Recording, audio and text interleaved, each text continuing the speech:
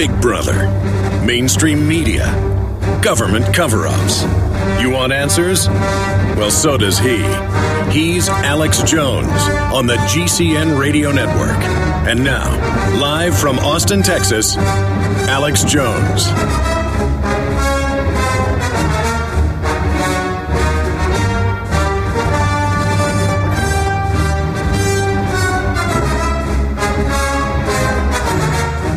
It is Wednesday, the 13th day of July, 2011, and we're going to be live here for the next 3 hours. Tony Farrell, who was a high-level counterterrorism analyst for the South Yorkshire Police in Britain from 98 to 2010, will be joining us dealing with government-sponsored terrorism coming up in the second hour today. Headline, Police Intelligence Analyst Fired for Blowing Whistle on False Flag Terror. And I thought then we would pull up some of the mainstream articles in Britain where the IRA, it turns out, was run by British intelligence, the violent arm of it, as a pretext. And we even interviewed Agent Steakknife here on the broadcast. Here's another headline. A British double agent was real IRA Omaha bomb team. It just goes through all of that information, how that was government-sponsored terror, the vast majority of it. So we'll be breaking that down. We'll also look at the supposed Muslim bombings of 7/7, and we'll look at 9/11. And, of course, that dovetails, unfortunately, quite nicely with the huge report that it turns out was on MSNBC last week, and it was brought to our attention. This was hidden in plain view by a listener yesterday, and the YouTube clip of the MSNBC piece is up on Infowars.com and PrisonPlanet.com. Bombshell, Saudi and U.S. governments protected hijackers. And that is from Senator, former Florida Governor Bob Graham said, at least 2 of the purported 911 hijackers had assistance from Saudi Arabia. Graham's recently released novel, Keys to the Kingdom, implicates the Saudis.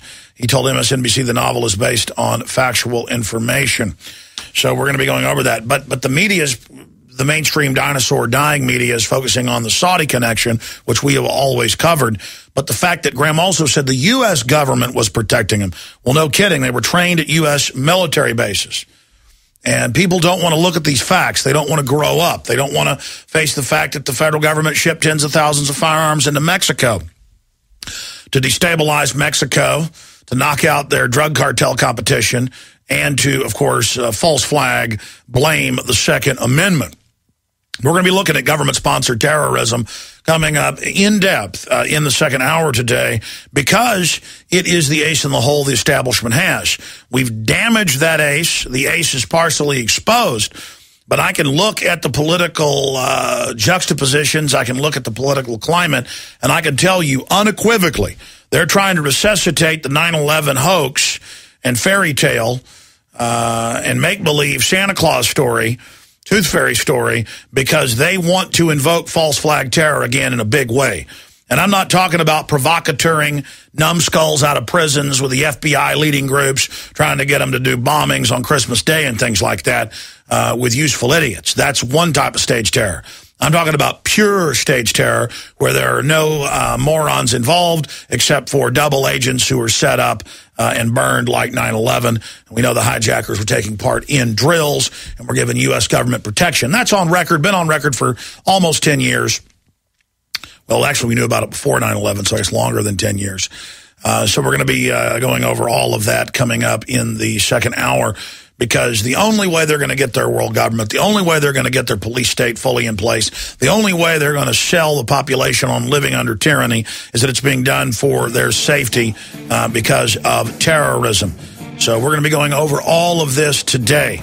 They're saying Gaddafi's going to start terror attacks, and Gaddafi is under military attack. If he militarily strikes back at Europe, that's going to be called a terror attack, and of course we'll have to give up more liberties because the establishment funded al-Qaeda to attack Gaddafi, and if he fights back, it's terrorism. And if you're not for giving your rights up, you're with al-Qaeda, even though al-Qaeda's attacking Gaddafi, working for Northcom and the rest of them. Big Brother, mainstream media, government cover-ups. You want answers? Well, so does he. He's Alex Jones on the GCN Radio Network. And now, live from Austin, Texas, Alex Jones.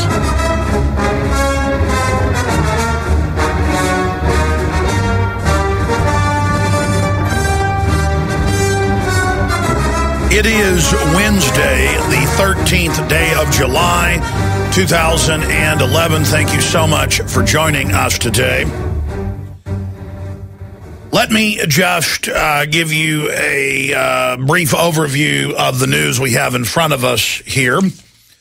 We have, of course, Obama saying that he cannot guarantee that Social Security checks will go out August 3rd if you don't capitulate to the banksters and let the United States completely collapse into third world banana republic status. Also, continuing, I have these quotes out of the Huffington Post, but I don't ever believe anything they say, so it's checked it. It's also in the Associated Press, that Senator Mitch McConnell, the leader of the Republicans in the Senate, came out yesterday and proposed, now Republicans refused to go along with it, so he had to back off, but the point is he proposed for Congress to give up the power of the purse and to transfer its power to levy taxes, to sign on to foreign debts, to the president. And why not? Congress has already handed over the power to make war to the president, the power to set up carbon taxes and regulations to the president. The president is announcing, he announced Friday that in the next few weeks they're going to sign executive orders to restrict the Second Amendment. And they add this Orwellian flourish to the end of the statement the White House communications director did last Friday, that this will be something we can all agree upon, putting folks on a no-gun buy list, just like the no-fly list. Extrajudiciary. No facts, no reason, no judge, no jury, no recourse, no day in court, just you don't own guns anymore, Bubba. And even on the heels of Fast and Furious being admitted to be a federal program that run by the Justice Department with the Attorney General Eric Holder perjuring himself, now it turns out the FBI, DEA are involved, not just ATF, in helping ship the guns into Mexico directly to Los Zetas, the cartel trained by the Pentagon and, of course, School of Americas in Fort Benning, Georgia. They don't care. They now have expanded the program that we told you they would expand, ordering gun shops from Texas through New Mexico, Arizona, California, that when someone buys high-powered rifles to, quote, report them to the ATF. Now that's a sick joke. Of course, ladies and gentlemen, it's like the government telling you what type of light bulbs you can have or what type of toilet you can have or what type of paint you can have. It's all about you just following orders outside of law, because there is no law that you've got to do that with the ATF. They know full well there's already the instant check that grew out of the 5-day waiting period where they run a background check for felonies and warrants when you go and buy any firearm, and it lists how many firearms you're buying, handguns, rifles, shotguns, and they know exactly what you're getting. Instantly in the NICS system, in the computer, when you call, you talk to an FBI operator. I've been there many times buying a firearm, and that's how they do it, and everybody who's bought a gun knows that. So why would the ATF say, well, now when you're selling high-powered rifles, which they consider to be anything above a .22 caliber, and somebody's buying these, you need to go ahead and call us? That is simply allowing them to trigger an investigation so they can come out to your house and harass you. We've already seen cases in the last decade of ATF visiting people that buy, quote, more than 500 rounds of ammo. I've seen it in Texas. I've seen it in New York. They also have deputized sheriff's deputies in many counties. They will come out and ask, why'd you buy 1,000 rounds of ammo? Well, because ammo keeps going up in price, and I want to have plenty of .308 ammo. Well, why are you here at my house? I have no criminal record. I mean, don't you have criminals to deal with? They're like, how about you just let us in your house, Mr. Johnson? I remember seeing this 6-7 years ago in Dallas, Texas. Dallas Morning News reported that they have knock and talk. And now in Boston and New York, they actually force their way in without a warrant. But first, it's a federal grant for local police to train them. First, they just knock and say, we'd like to come in and check your guns, make sure they're safe. Would you like us to look at your guns, ma'am? They always do it in the middle of the day, middle-class areas, and a lot of women get scared and go ahead and let the cops in. I mean, this is just training the cops, acclimating the media, the public, that cops come to your house to talk about your guns, your legal guns. Handgun Control Incorporated admits that's what the federal grants for gun buyback programs are about. When they say, bring your guns in, and it's almost always old ladies, their husband has died or gone to the nursing home. I've seen cases of shotguns that are worth more than $10,000, finely carved collector's items, just being given to the cops for a $50 coupon, and the cops are laughing. And then in a lot of cities, the cops you've seen end up getting in trouble because, quite frankly, I don't blame them. I'm not saying they should do this, but I don't blame them that they don't destroy them. They end up keeping them for themselves and selling them.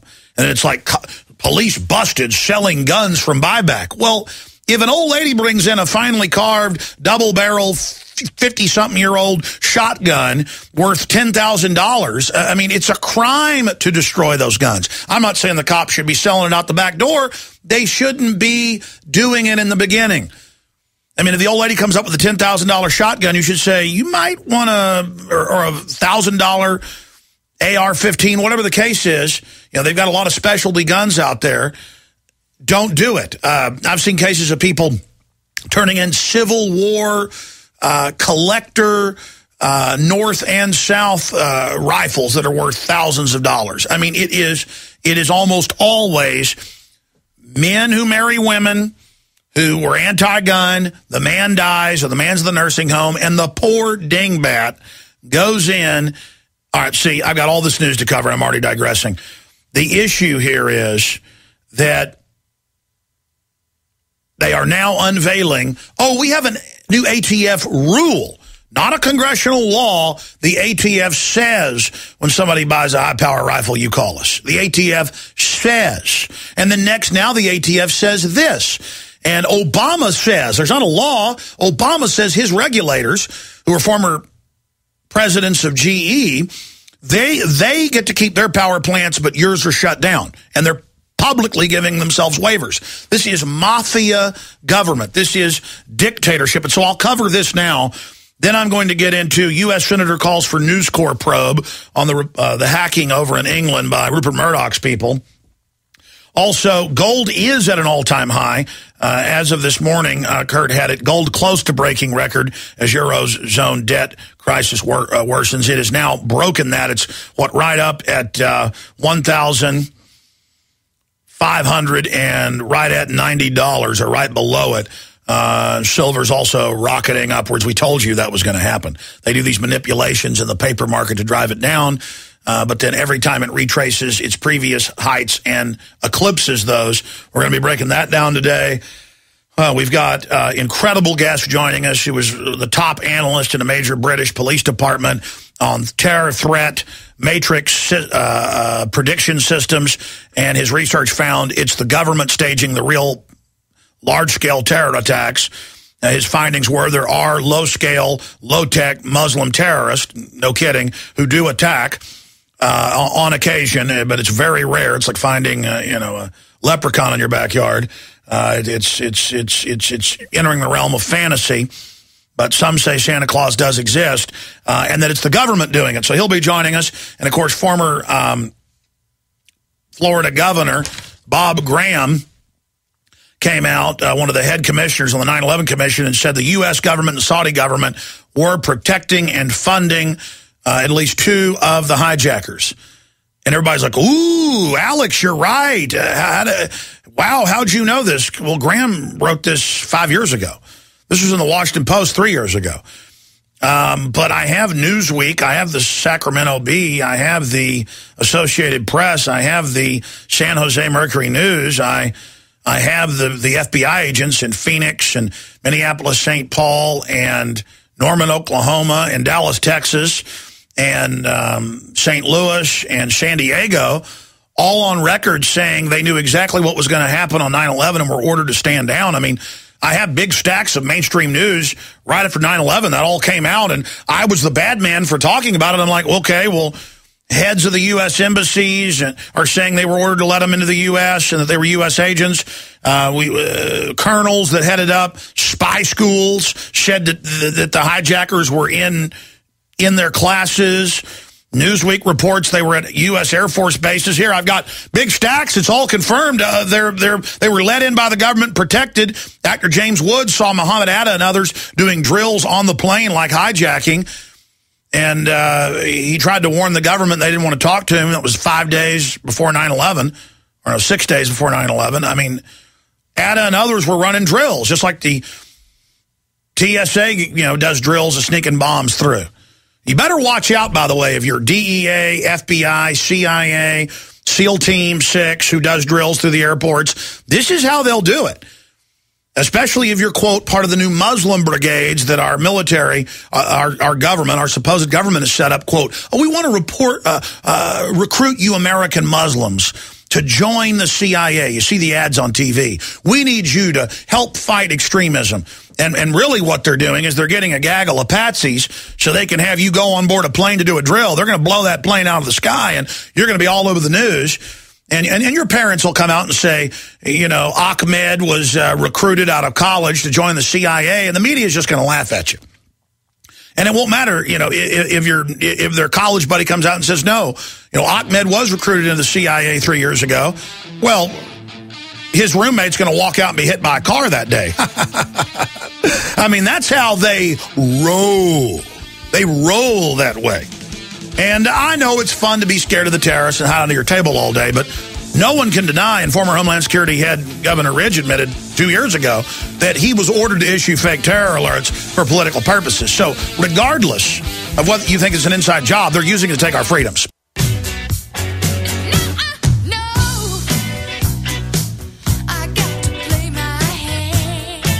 Yeah, that's right. Bombshell. Saudi and U.S. governments protected hijackers. That's from 9/11 Commissioner Bob Graham. But that's always been known. They were trained at U.S. military bases. They were protected. The U.S. embassies, when they were coming back into the U.S., were told in Saudi Arabia, these men work for the CIA. Let them back in. They're in the terror files as their political cover. Yeah, they're at the topless bars. They're partying. They're got Mossad and FBI paying for their credit cards in San Diego and renting them their houses. But I know 9/11 wasn't an inside job. I understand. There's just all the videos of cops saying, get back, they're going to blow up Building 7. And BBC cuts to Building 7 as it stands and says, Building 7 has fallen from fires into its own footprint 25 minutes before it fell. Oops, we got that little memo early. Oh, there it goes. Ha ha, yes. Yes. Oh, and the government didn't ship tens of thousands of guns into Mexico to the crime cartels to then blame the Second Amendment. Oh, and they don't care that they've been caught. They don't care they've been caught. They went ahead and announced the new gun control, and that the executive orders are coming to restrict the Second Amendment. Outside of law, the president just says so. And the ATF's got new rules for gun shops. There's no law, but they say so. And don't look for Republicans to point this out. No, they're going to say, how dare you ship the guns in? How dare you do this? Oh, and then lie about it. Lie to Congress and say they didn't. Even when Holder's caught lying, they're like, well, we better leave this alone because they got dirt on us. You notice Bill Clinton was protected by George Bush. Obama's protecting George W. Bush on the torture and all the rest of it because they all work for the same interest at the end of the day. And I want to get to this news item. Yesterday, Republican leader in the Senate, Mitch McConnell, came out with a letter to the president proposing that the power of the purse, Article 1, Section 7 and 8 of the Constitution, be transferred entirely to the president. And they sold this like, ooh, that's a skillful political move. We'll let him do it and get us more into debt and bankrupt us, and then we'll blame him. Like winning political points is what matters. And that's only for the camp follower Republicans that feel like they're big political analysts and smart. No, this is the ongoing agenda to transfer power into the executive. What did we see Republicans and Democrats do under Bill Clinton? Sign most of Congress's authority over to the private World Trade Organization over our trade.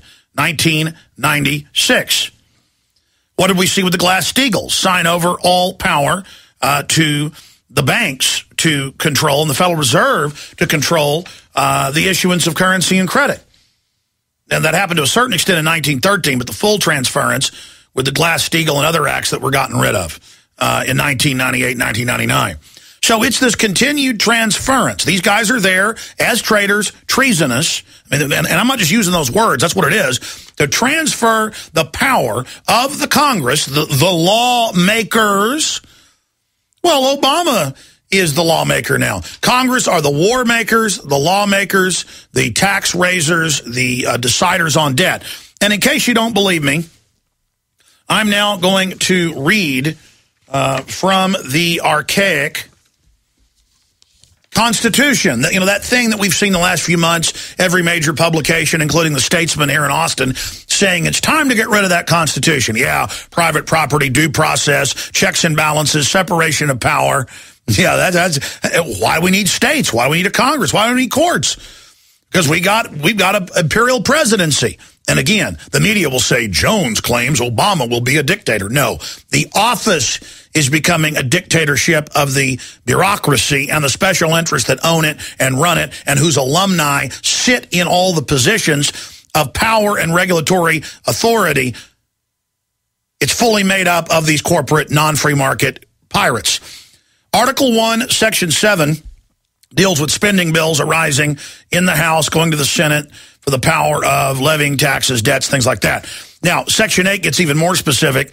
The Congress shall have the power to lay and collect taxes, duties, imposts, and excises to pay the debts, and provide for the common defense and general welfare of the United States. But all duties, imposts, and excises shall be uniform throughout the United States. Yeah, how about Obama's forced health care, which is a tax, and he gives his buddies waivers? That's not uniform, is it? No. To borrow money on the credit of the United States. And of course, borrowing money. See, a president could be bought off by a foreign power. That happened a lot in Europe with kings and princes and even elected leaders. So they go on to say the president can't sign deals getting us into debt. The president can't raise debt ceilings. And it says to regulate commerce with foreign nations and among the several states and with the Indian tribes, to establish a uniform rule of naturalization. And it goes in to say that they control the coinage, the issuance of weights and measures, currencies, that the Congress is the boss of the military, of everything. But they teach the military that the president's the boss.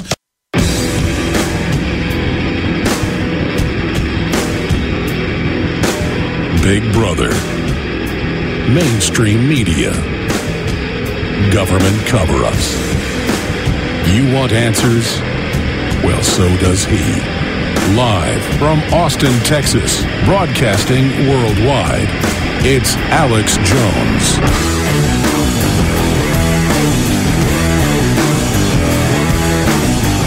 Okay, so finishing up on the latest bit of treason, as the Congress, the lawmakers, the tax authorities transfer or attempt to transfer whatever power they've got left illegally to the president.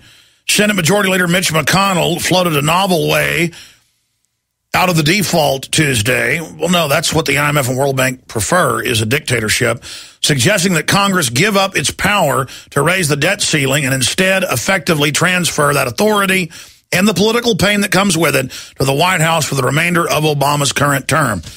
But then they quote other Republicans here in these articles, saying the proposal is not only likely unconstitutional, it is the worst possible strategy for Republicans who promise to fight the debt to now instead give the president unilateral power to borrow to his heart's content. The McConnell plan is full surrender, the white flag approach. And that is exactly what it is. Mitch McConnell, that I hear conservatives hailing constantly, makes me want to throw up. Yeah, why not give the World Trade Organization the authority over our trade? Why not let the president launch wars if he wants to without getting authorization from Congress? I mean, where is Congress blocking Obama having the EPA go around and shut down all of General Electric's competition in coal power plants? Headline 3 months ago, Secretary of Energy, we're going to shut down massive amounts of coal plants. Headline the same day, Wall Street Journal, Obama signs waivers for General Electric. Obama issues waivers to McDonald's and over 2,000 other firms so they don't have to buy insurance for their employees, but I'm not exempt. These rules are going in this year. Think about that, separate from whether the health care law is legitimate or not, and obviously it isn't. And I know I harp on this out of everything almost every day because, folks, this is a new level of open corruption where all of the president's contributors are exempt from the garbage they bring down on us. That is dictatorship. If you study the Nazis, that is exactly what went on under Hitler. It's corporate fascism. They would pass all these regulations, and then Nazi companies were exempt, and in just a few years, there were no companies but Nazi companies. That's the type of system we're going under, and it is so mind-boggling. You know, people think of discrimination as only, well, I'm white and I was discriminated by black people, or I'm black, I was discriminated by white people, or I'm Hispanic, I was discriminated against by black people or white people. No. See, they distract you with all of that and obsess over it all day, and certainly some of that goes on. The main issue is, it's back in the news today. 2 years running, General Electric has paid zero taxes and made giant profits. Google pays 2.4.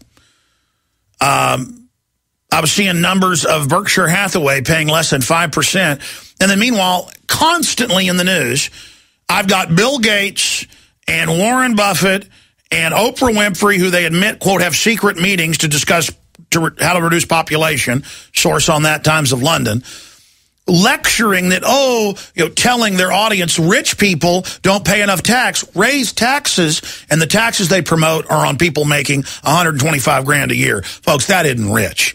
The middle class is so important because that's the group that gets their hair done. That's the group that buys cars and clothes and goes to your hotel.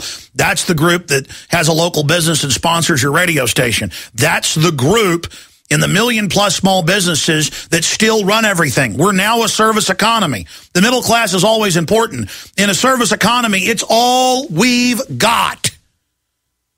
It's all we've got. And now under Bush and under Obama, we've had the head of the Small Business League on.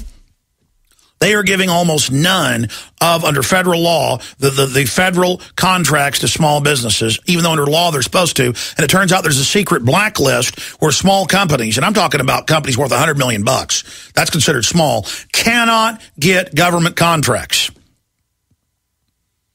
I mean, if we're going to have this system, shouldn't American companies, shouldn't small businesses get it? No, the big mega offshore corporations get it because they set up the system. They don't pay taxes. They get the government contracts. It's corporate welfare. And that's what I want to see cut. That's what I want to see fixed. And you're not going to hear these stinking Republicans tell you about it. And you're not going to hear the stinking Democrats talk about it because they're on the same team at the top. They're talking about cutting welfare. You know what's going to happen? Because we're already in this dependent mode. I was against it. I am still against it. But you know what's going to happen if they kick the 49.5 million? Every few months it goes up by another million. Within a month, it's going to be 50 million people on full-bore food stamps, the little credit cards, administered by Goldman Sachs and J.P. Morgan. Oh, yeah, they make money on that as well. You know what would happen if 50 million people didn't have their soup line, their high-tech 21st century soup line?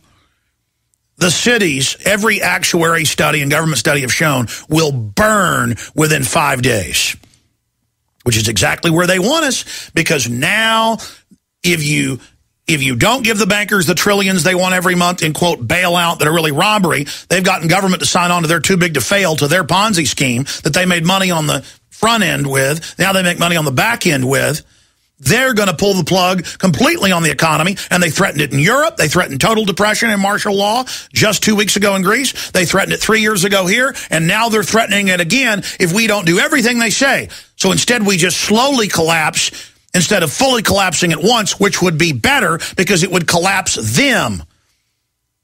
So there's no easy way out on this, but it goes bad to worse. Now, What is Obama saying? He says, if you don't raise that debt ceiling, I may not be able to send your Social Security checks out. Which, again, they sell as an entitlement because they stole the money. If you put it in a guaranteed investment of 5%, you'd get on average double the money after 30 years of working.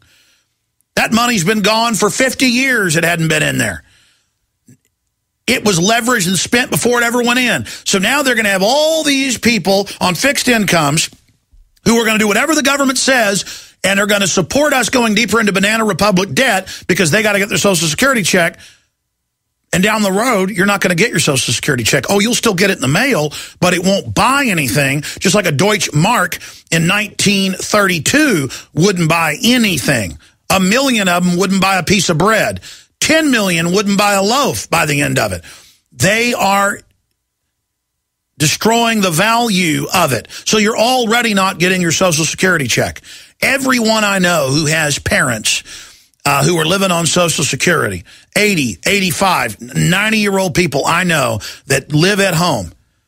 And if family wasn't giving them money, they'd be on the street or they'd be in some government-run nursing home, which further bankrupts the society because their Social Security will not pay for jack squat. And it's only begun. So they're always going to dangle that check. Oh, look, we frozen for 2 years the COLA, the cost of living increase. There's no inflation because the government says so. We fixed the numbers, and everything's fine. And by the way, the Libya war is not a war. And by the way, the president can do whatever he wants. And by the way, he's going to take your guns with executive orders he's announced, but it's no big deal. Mitch McConnell says it's okay. And so they'll dangle these Social Security checks and the welfare and the Lone Star cards and the welfare cards in front of you, but it's not going to matter. It's not going to matter because you're not going to be able to buy as much with it. You're already having the check basically cut in half.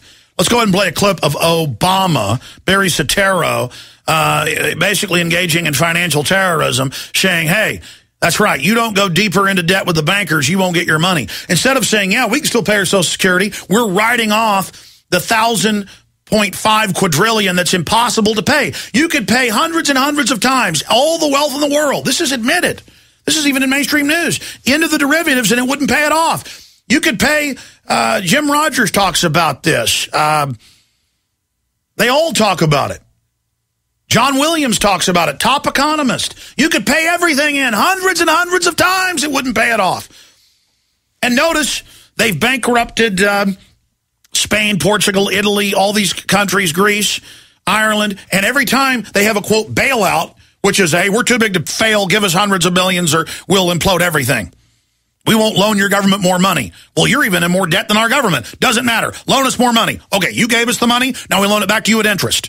To the government and you individually. And then every time, just give us one more bailout and everything will be fixed. Okay, here's the bailout. Europe's even worse, spiraling out of control, spreading everywhere. Give us even more money, we'll fix it. Okay, here's more. Oh my gosh, it's even worse, it's horrible. Give us even more. Okay, here's even more. Oh my gosh, everything's even more horrible, everything's imploding. Oh my gosh, now we need to take the private pension funds in Europe. Okay, here's part of my private pension fund. Just fix it. Now in Europe, in Greece, in Ireland, they're openly moving to take your private pension fund that the governments of Europe made you for 50 years, put in to these private funds, and now they're saying, well, we're going to take part of that, but if we don't take part of it, the whole thing will be lost. Okay, here's part of it. Oh my gosh, things are even worse. We got to take even more. Okay, take more. And pretty soon you have nothing. And through currency devaluation on top of the stealing, you end up with nothing. But they've played this incremental rope-a-dope game with you. And yeah, I'm yelling and screaming, folks. I feel like I'm living in the Twilight Zone. I can't believe what's going on anymore. I can't believe that the president is announcing he's going to sign an executive order and put you on a no-buy list with no criminal record and no proof, and you can't get off the list. And they're just ordering gun shops now outside of law what to do. I mean, this is called, one word, dictatorship. Let me say it again. Dictatorship. Dictatorship. Dictatorship. Dictating. You know what a secretary does? She dictates. You dictate to her, and she writes it. I dictate. The word dictate means when the emperor or the pharaoh would stand up and give law, it would be chiseled into stone and put out publicly. I am dictating to you. I am your dictator. You are taking dictation. You are doing what the dictator says. I'm your boss, secretary. Type this out. I'm your boss, America. Do what I say. Obama said 2 days ago, eat your peas like you're a little kid. They always talk to us in this fatherly way, like they're our boss, they're our owner. If you notice, everything's childlike. We're the children, the states are loving mommy and daddy, and the police are our big brother. Well, let me tell you something, police and everybody else. They're stealing your dollar value. They're going to take your pension funds, too. We're all in this together. And if you keep buying into their false narrative, we have no future. Now, here is the clip of Obama and the Obamanoids holding old people hostage, knowing full well they're going to steal every bit of their paycheck in the end through inflation. Here it is. Can you tell the folks at home that no matter what happens... All right, sometimes the computers, that's why we're going to replace them, play them slow. We are going to replace those computers. We're going to try to play this. There's got to be better computers than this. It's got to happen. We're ready with the clip now. Here it is. Can you tell the folks at home that no matter what happens, the Social Security checks are going to go out on August the 3rd? There are about $20 billion worth of Social Security checks that have to go out the day after the government is supposedly going to go into default. Well, this is not just a matter of Social Security checks. These are veterans checks. These are folks on disability and their checks. There are about 70 million checks that go out. Can you guarantee as president those checks will go out on August the 3rd? I cannot guarantee that those checks go out on August 3rd if we haven't resolved this issue, because there may simply not be the money in the coffers to do it. All right, that's CBS Propaganda News. Now, let's go over this here briefly. We got just shy of 50 million, 49+ million people and growing on food stamps. There's another 40 million or so on some other form of assistance, so that's 90 million. Let's be conservative, 80 million. You got 70 million people on Social Security. So what's 70 million and 70 million? That's 140 million. So that's close to half the population of the country. There's 310 million people here, and another 30 million illegal aliens, most of them on welfare on top of their paychecks. That's the big dirty secret. So we got 330 million people here, and we got 140 million of them openly on government assistance. Okay? You're like, well, I pay for that Social Security. Regardless, you're dependent on government. Okay? Which is run by foreign, ruthless banks that have imploded countries hundreds of times in the last century and are experts on how to socially engineer this and how to control everything. They put the police state in place. It isn't for Al-Qaeda. Let me give you a news flash. We got their own training manuals. It's for you. So then you've got, of the Fortune 500, most of them dependent on government contracts. And you've got individuals on government contracts or private companies that are on government contracts. I mean, do the math. 140 million on some type of welfare. That leaves 160, 170 million people that aren't. Most of them are in some form are on a government contract. I've seen some numbers that it's as low as 50 million people in this country who aren't on some type of government dole or who aren't dependent on government. And remember, out of those 50 million, a lot of them are children. I mean, this country is so, well, they got a word for it. We are living in a world of hurt, and we've been maneuvered into this position, and now they're going to hold us hostage every year or two with another bailout, with higher taxes, with more austerity. And the more they cut services, the more they increase the water price, the more they cut cops. I've seen cases where they fire 60+% of the sheriff's deputies, and the sheriff says, I'm sorry, the county has told us to just be revenue generators now to pay our own checks. We're not going to respond to crime, buy guns. Here's 35 crimes we're not going to respond to, including home invasion, buy guns. And at least those sheriffs and police chiefs have been honest. You look at Chicago and crime havens like that, they say you can't own a gun, but by the way, we're not going to respond to crime. Do you realize how hardcore this is? We're in a depression. Now, Geithner, the head of the Treasury, calls it on Meet the Press. What do you call it? The Great Recession. But wait a minute. They told us the recession ended in March. In June of 2009. So 2 years ago. It ended. I mean, there was... but now he said it's going to be the most painful thing that many of us have ever seen, and it's going to go on for a long time. Remember? That's the quote. I played it yesterday. Can we cue up Geithner? I want to play that exact quote when we come back. Thank you. So this is the reality of what we're facing. And, you know, I'm the extremist. 15 years ago, I had medical doctors on reading studies that were from a decade before that they knew cell phones and rat studies were causing big fat brain tumors and lowering fertility. And here is a whole bunch of mainline university studies. Cell phones, cancer, and infertility.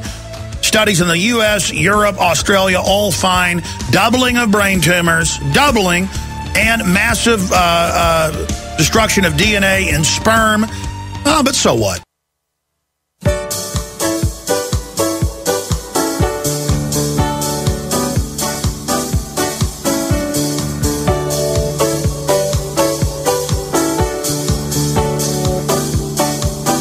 By the way, this happened a couple days ago, and I kept waiting to see the national media cover it, but they didn't.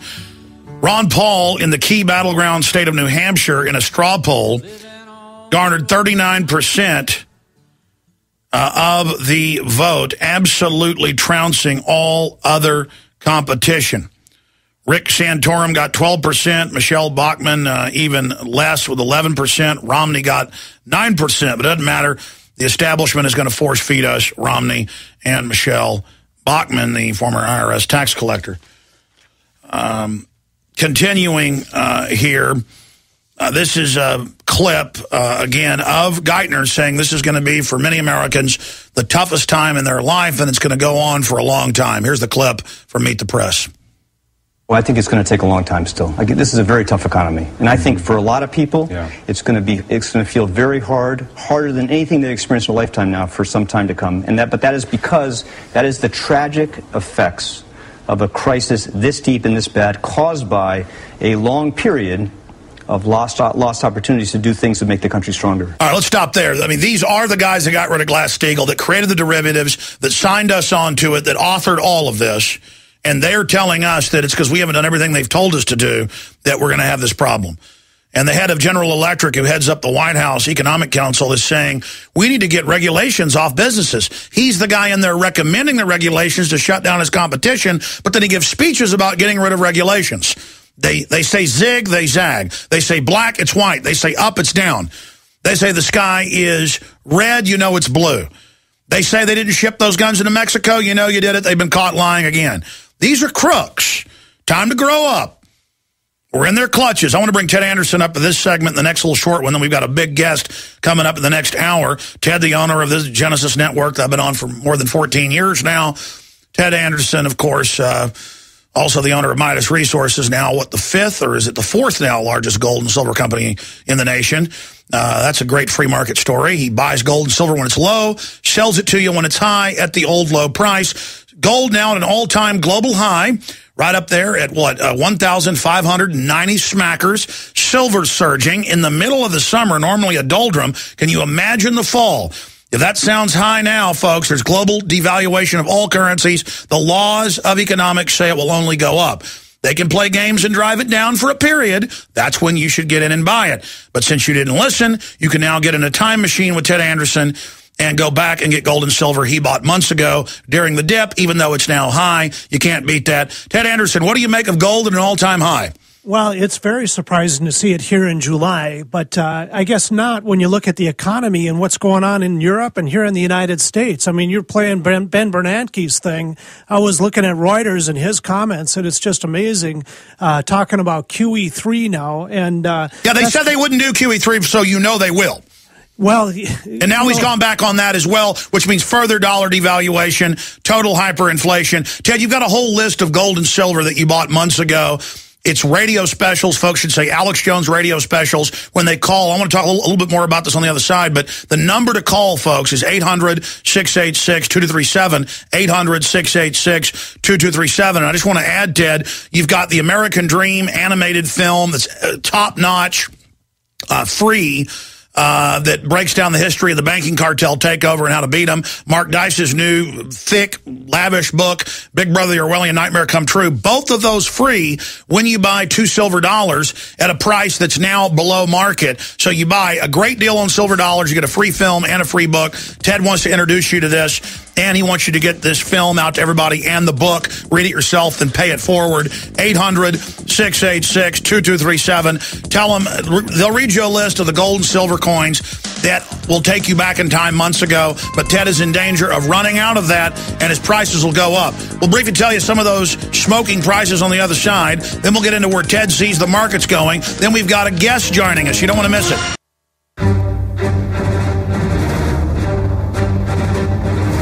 Big Brother, mainstream media, government cover-ups. You want answers? Well, so does he. He's Alex Jones on the GCN Radio Network. And now, live from Austin, Texas, Alex Jones. We've got anti-terror specialist researcher Tony Farrell. Served in Britain's South Yorkshire Police for 12 years as police intelligence analyst. It was Farrell's job to produce annual strategic threat assessment matrix reports, and he discovered that the evidence pointed towards government-sponsored terror and was let go. He'll be joining us coming up in light of the bombshell, Saudis and U.S. government-protected hijackers. That's coming up. And we have some also special guest in studio, great activist, take calls then as well. Got a lot of news I haven't gotten to yet. But going back to Ted Anderson, so Ted, gold now at an all-time high. We're going right up to 1,590 smackers. Silver surging as well today, right up, close to 39. This is amazing, but it isn't amazing when you understand that this is what happens when you have dollar devaluation. I mean, we have seen way too much printing of currency, and it's competing with the money that's out there, and it's just pushing the value of gold and silver up. And it's not just happening here in the United States. It's happening in Europe, and it's happening all over the place. I was watching the Asian markets this morning long before the U.S. market opened, and that was going up all night long. And here we are sitting here today watching the market doing the same thing in New York. Obviously, the word is out there, and the United States the dollar's in trouble. We've printed way too much currency. You're talking about items that I have. The Eagle right now is sitting at $16.98.92. I have the palladium bars, I have Mexican pesos, I have 1 ounce maple leafs, I have Coronas, I have platinum eagles, I have Australian nugget gold coins, I've got 1/4 ounce Krugerrands, 1/4 ounce silver bars. We have just a whole long line of various different things.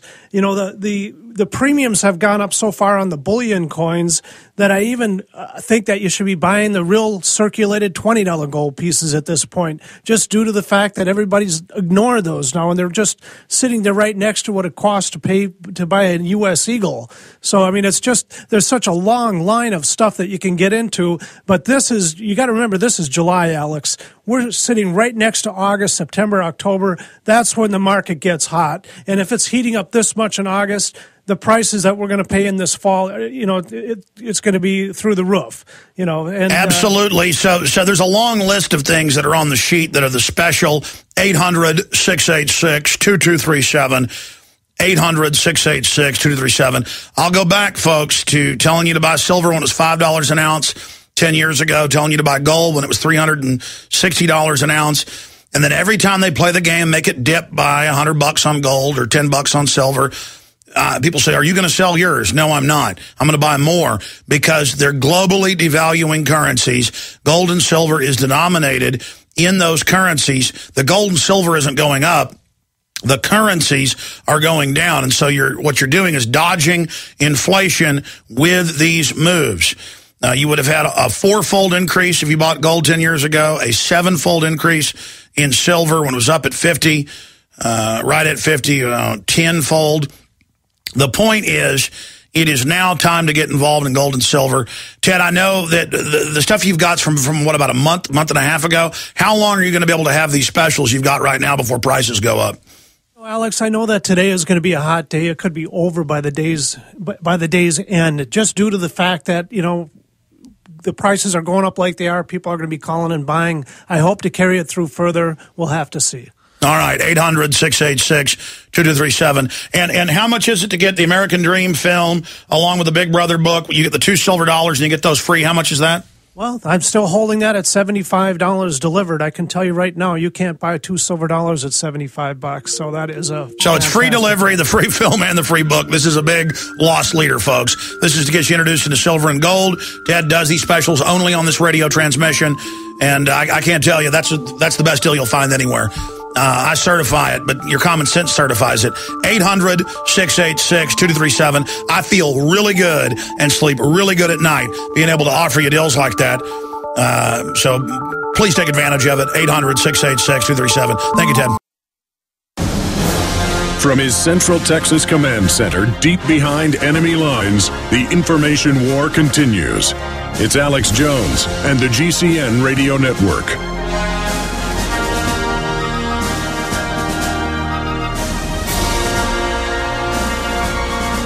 Okay, I want to preface, before we go to our guest here, with just some basic history. In mainline Roman history, and you learn that Julius Caesar's family actually got political power through this over several generations, fire departments were set up in the big city of Rome, and if your neighborhood did not pay them the fire department fee, they would set fires and burn down your neighborhood. And over time, it grew into a protection racket. The Sicilian Mafia in the last 200 years in Italy and the United States, in places like New York and Boston and other places, didn't invent coming to your grocery store or your laundry or your restaurant or your church and saying, you need to pay us protection money or somebody's going to burn down your grocery store. I'm not saying who's going to do it, but if you pay me a little protection money and hire my cousin, he'll watch out and make sure nobody burns down your grocery store. And, of course, it's the cousin smiling at you from behind the capo that's going to burn down your grocery store. There was a case of this in New York, I don't know, it was a decade ago, got a lot of attention, so I use it as an example, where somebody with ball-peen hammers knocked out hundreds of car windows for years. And folks noticed that there were billboards everywhere for a company that had shops all over the areas that would fix your windshield for the lowest price. And finally, it was discovered when one of the workers blew the whistle that he had upwards of 8 people going out every night knocking dings and windshields with a ball-peen hammer. Now, that's a false flag, business attack. There's been a lot of evidence that major virus companies are hiring hackers to release viruses that they then already have the fix to. I mean, this really is common sense. Governments in the West the last 100 years have made drugs illegal because the big powerful interests control the drugs being brought in. Now they can shut down their competition with the law they've bought off, and they can make larger profits because it's now a black market item. This is all really just cause and effect, common sense. Hitler firebombing his own Reichstag, that's now been released and confirmed. Hitler blowing up his own military base, blaming it on the Poles to attack Poland and say, oh, look, the Poles attacked our base, our communications base. They even dressed up prisoners and shot them in Polish uniforms and German uniforms to show newsreels of dead bodies. That's how World War II started. That's publicly admitted. So the point is, you know governments do this. You know Gulf of Tonkin was staged to get us into Vietnam saying our ships were attacked. Now, they said it was a conspiracy theory for 40 years. But on the 40th anniversary, the CIA declassified they staged it. We already knew because officers on the ships came back and reported, no, we weren't attacked. That was in the San Diego paper back in '64. But it becomes a rumor, a legend. People heard it was staged. Well, later it came out it was staged. And there's Operation Gladio, over 200 U.S. bombings carried out with NATO in Europe. Their favorite thing was to blow up school buses because that really got folks upset. Then they would grab a patsy, shoot him in the head, and say that, you know, they had committed the bombing of the school bus. So it's time to grow up. The Russians do it. The Tsars did it before the communists. Every major government does this. And the argument in the Pentagon is others are doing it, we got to do it. You got Operation Northwoods, where the Pentagon proposed to Kennedy to blow up D.C., bomb Miami, hijack jets by remote control, crash them, blame it on the Russians, start World War III. Kennedy said no, and they said, well, then we're going to just take you out. Now, all of that goes on. All of that is happening. And you know, I've talked a lot about this because it was in Newsweek, it was in major newspapers that the hijackers were trained at U.S. bases. And it came out, but was never discussed again. And the head of the Defense Language School, Colonel Butler, went public and said, some of these guys were at our school. I recognize them. Something's going on. The government's behind this. And then they started a court-martial against him, and he shut up, and they dropped the court-martial. So all of that said, I wanted to play this clip before we go to our guest from England for the rest of the hour, and we appreciate his courage in going public and losing his job over this. And I actually have some of the local papers that reported on it here. But bombshells, Saudi and U.S. government protected hijackers. And, of course, I mean, who set up al-Qaeda? Saudi Arabia, the U.S., England, and Israel, along with Pakistan intelligence in 1979. Zbigniew Brzezinski has written 2 books in the last 5 years bragging about it. It's the same groups working together. We've had Mr. Springman, the former head of the visa section of the embassy, on, where they were ordered. It's been in the Toronto Star. I had him on 9 years ago, but I've had him on since. Mr. Springman talked to his colleagues. They were ordered to let Mohammed Atta and others back into the U.S., 8 months before 9/11, even though they were flagged as terrorists in their database, and the CIA, when they wouldn't let them in, had the State Department call and say, look, they work for us, that's a cover. The underwear bomber, Undersecretary of State Kennedy, admits they were ordered to help get him on the plane by an unnamed U.S. agency and to give them the visa. We knew it a month and a half before because our listeners, lawyers, the Haskells, husband and wife lawyers, were on and saw the guy being got on the plane, thought it was suspicious, didn't have his passport, saw the whole firecracker deal right as they roll out. I mean, it's all staged. Fast and Furious, shipping guns in to the drug dealers to then blame it on the Second Amendment. Now they've announced the gun control because of their own operation. It's happening. I mean, they know what they're doing. And so it's time to grow up and realize this is happening. Now, here is former governor of Florida, former Senator and Florida Governor Bob Graham said at least 2 of the purported 9/11 hijackers had assistance from Saudi Arabia. Graham's recently released novel, Keys to the Kingdom, implicates the Saudis. He told MSNBC the novel is based on factual information. Let's go ahead and play that clip from MSNBC. Well, just briefly, Thomas, there are some unquestioned facts that Saudi Arabia was providing significant assistance to at least 2 of the 19 hijackers living in San Diego. The questions are, why was Saudi Arabia doing this? Was it also providing assistance to the other 17 hijackers? And then why did the United States go to such lengths, including censuring the Congressional Inquiry's report on the events leading up to 9/11 that related to the role of Saudi Arabia? So there are a lot of unanswered questions, and Keys to the Kingdom starts with finding those answers. If you say that 40% of what's in this book is fact, okay, you think there that we it's go. going to allow for avenues of discussion? That's good. All right, now we are going to our guest, Tony Farrell, served as a high-level intelligence analyst for South Yorkshire Police in Britain from 98 to 2010. In the days preceding the 5th anniversary of the 7/7 bombings, Farrell discovered the 9/11 attacks and 7/7 attacks were acts of state-sponsored terror. And Jaron gave me a more detailed bio on him. He has a university degree in applied statistics, Sheffield Hallam University, if I'm reading that right. Postgraduate degree in criminal intelligence, analytics and analysis, Manchester University. Postgrad degree, management studies, Sheffield. And we continue on from there, studying future threats. And he was the head of the South Yorkshire Police of their program to analyze terror attacks and threats. And he joins us now, former intelligence analyst. And I have some of the news articles here dealing with it. Police intelligence analyst fired for blowing whistle on false flag terror. Strategic threat assessment matrix concluded 7/7 was an inside job. Tony Farrell is our guest going over that. And we also have mainstream British reports where they admit that most of the IRA bombings were actually run by British intelligence and British Army officers, some of which we've interviewed here. One of them got killed after he was on the show. Not trying to scare folks, just telling you this is not a game. Mr. Farrell, thank you for joining us, and thank you for your courage. Thank you, Alex, and it's a pleasure to be on.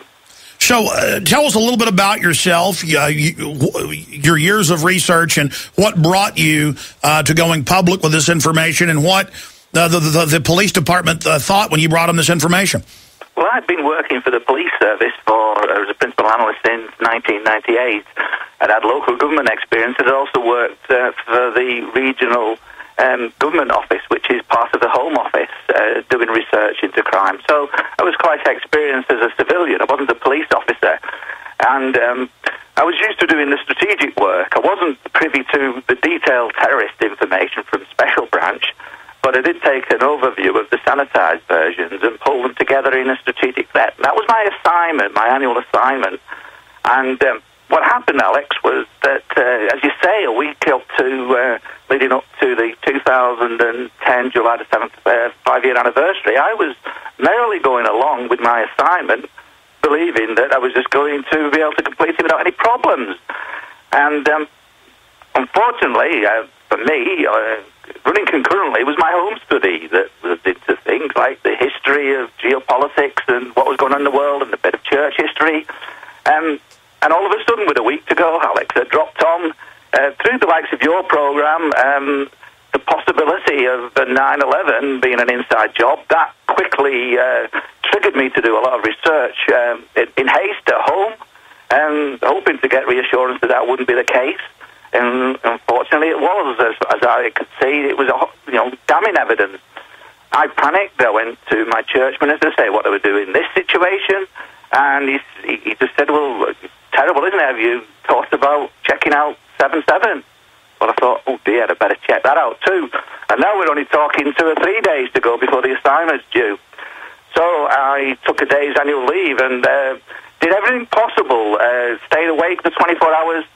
That too wasn't long before it was so obvious, Alex, that it was an inside job as well. There's just damning information out there. And that threw me in a problem, Alex, because I had to go to what we call an Intelligence Strategy Management Board on the 8th of July. And part of the assignment was a threat assessment that covered terrorism.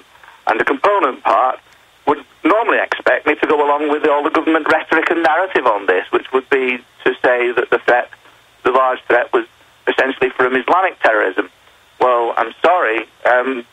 If 9/11 was an inside job and 7/7 was an inside job, how could I possibly rely upon government rhetoric to actually say that it was Islamic terrorists as the biggest threat? Because all right, Mr. Farrell, quick break. Stay right there. Absolutely, these are the big attacks. These are causing the large numbers of death. If that's an inside job, then you do the statistical analysis. Then government-sponsored terror is the most dangerous. We'll continue with where this led on the other side.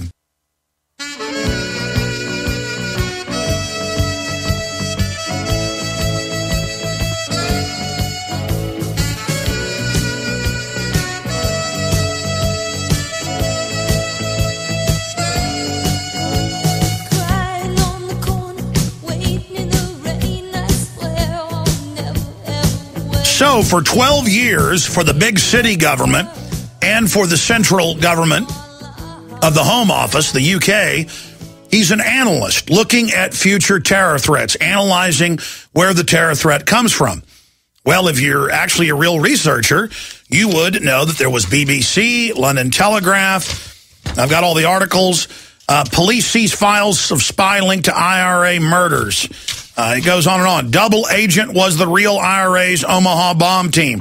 And I've had these guys on. And hidden in all these articles, because they report on it, but they bury it, it turns out that 7 out of 10 IRA commanders, going back 50 years on average, were British intelligence, staging terror attacks as a pretext to stay in Northern Ireland and to take the rights of Brits, now the most surveilled people on earth. But side issue. The point is that this stuff's all hidden in plain view. Now, Tony Farrell, their chief analyst, just a week or so out from this big report, in his research, he finds reality.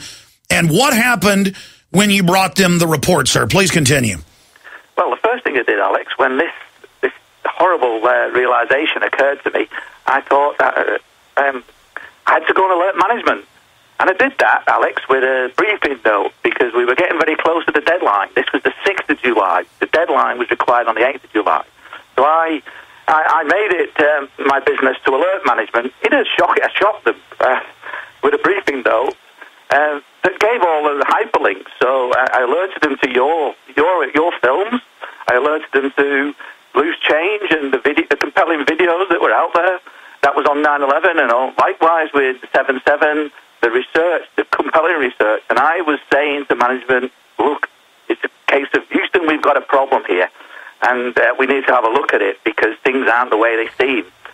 And that shocked management, and they really, on the 7th of July, they really sort of tried to wrap me up in cotton socks, Alex, and tried me to go along with it and not rock the boat and go to the Intelligence Strategy Management Board on the 8th, disregarding what I believed to be the threat and just carry on as normal. I'd done all the work, so I was in a position where I could have actually carried out and handed over the assignment to their satisfaction. They'd have loved that. My problem was it would go against my conscience. And quite frankly, Alex, this was a case I couldn't keep silent on. Silence, it's not golden, it's yellow. And I wasn't going to be cowardly over this. I had to make a stance. It was a defining moment on the 5th anniversary, that 7th of July, 2010. I came to that decision in my own conscience that I must make the stand. And on the 8th of July, I went in and made my stance and refused to hand over the product that they wanted later on for that afternoon's presentation to the Intelligence Strategy Management Board. I was asked then to explain myself in a report. I was sent home, away from the office, where they did an audit of my computer. And I was asked to come back in a few days' time with a report that explained why I felt necessary to make the stance, which I duly did. I told them all the reasons. I made inferences on the strategic threat to do with the New World Order. And I made inferences that, yes, 9/11 was an inside job, 7/7 was an inside job, there was media control, and the wars in Iraq and Afghanistan are unjustified and morally wrong, and they're for the purposes of furthering the New World Order satanic agenda. And, of course, that didn't go down well, but it was a report that didn't pull any punches, and I simply said, look, I cannot go against conscience. The 9th commandment, I'm a Christian, the 9th commandment says thou shalt not bear false witness. And I think that my assessment was that this wasn't done, as Tony Blair blurted out, 7/7 wasn't done in the name of Islam. This was done to blame Islam by Tony Blair, and I wasn't going to be a false witness and do anything that would perpetuate, countenance the perpetuation of that lie. So I stood firm. I went on annual leave for 3 weeks while management decided what on earth to do with this.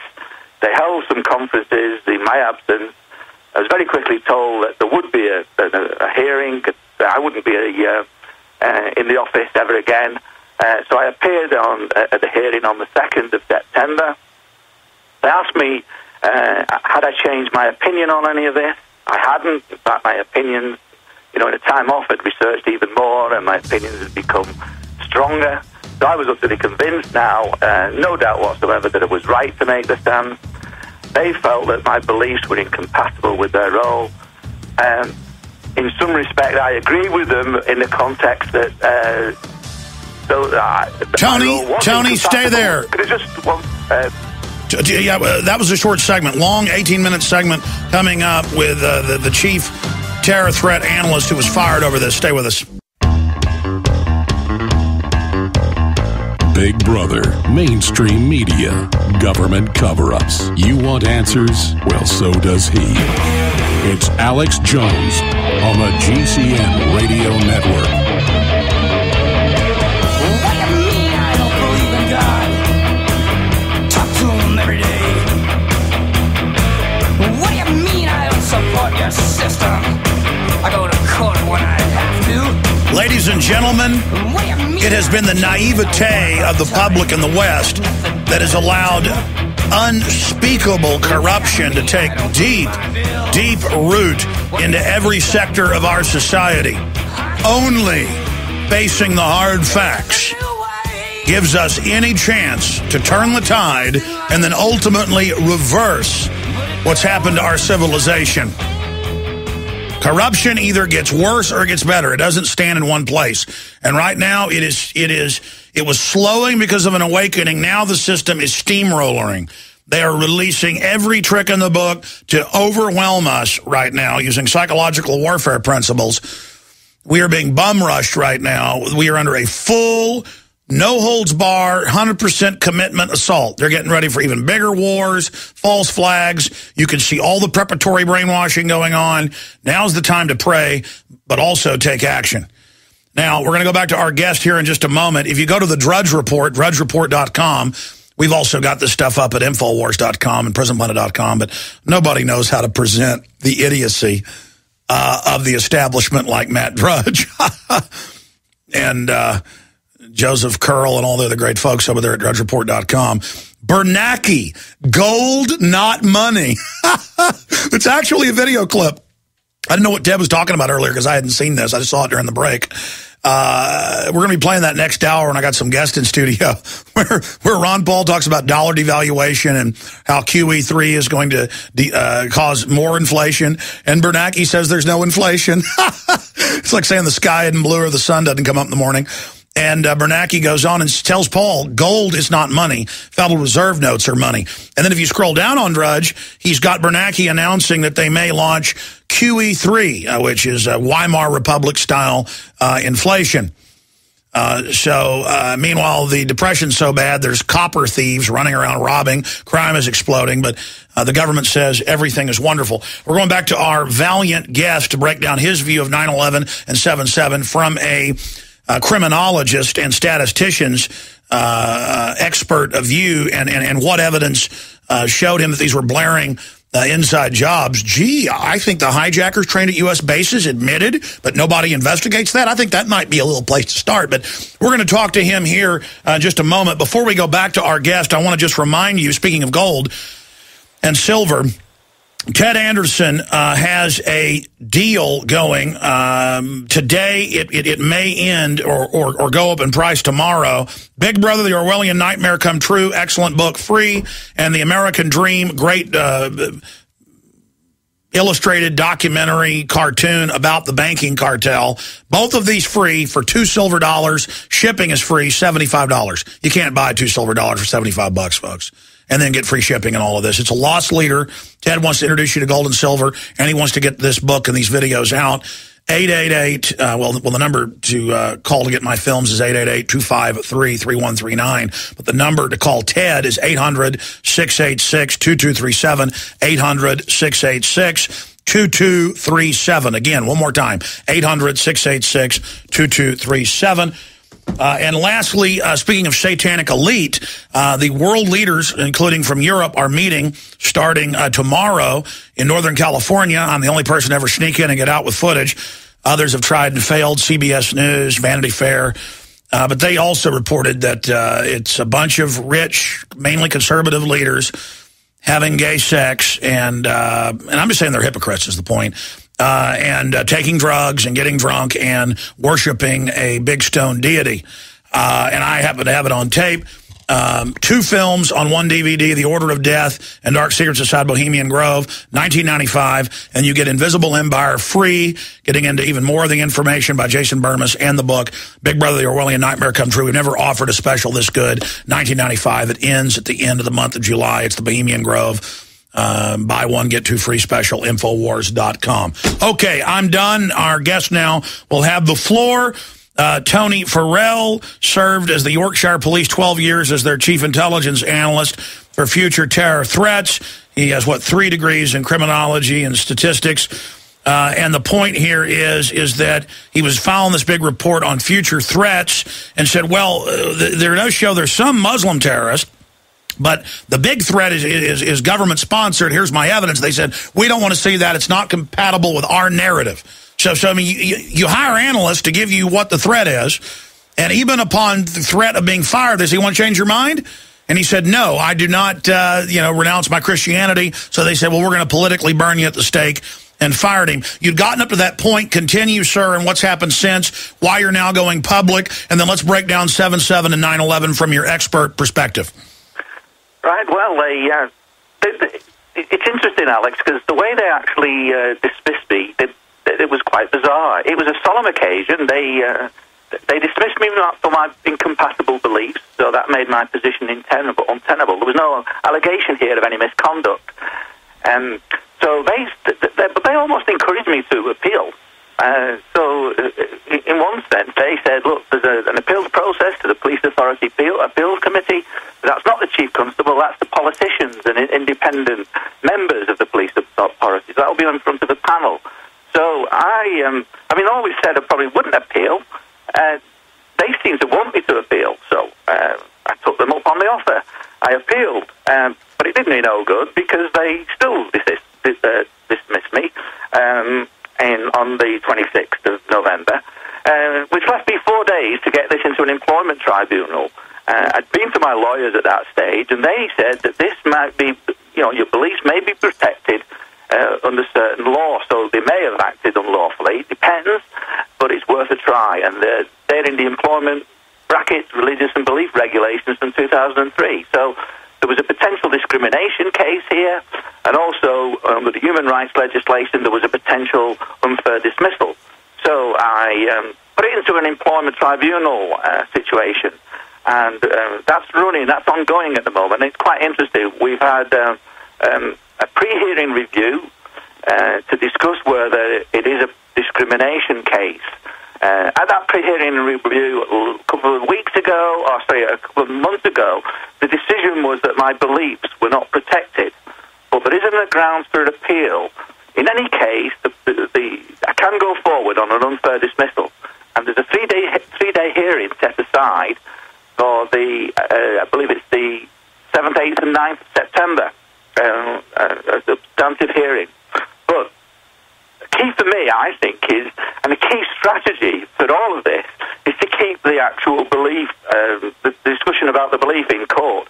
So I fully intend, if I can, to launch an appeal. My barrister thinks that there are grounds for appeal here, so we can mount a legal challenge in court, which will be an interim hearing.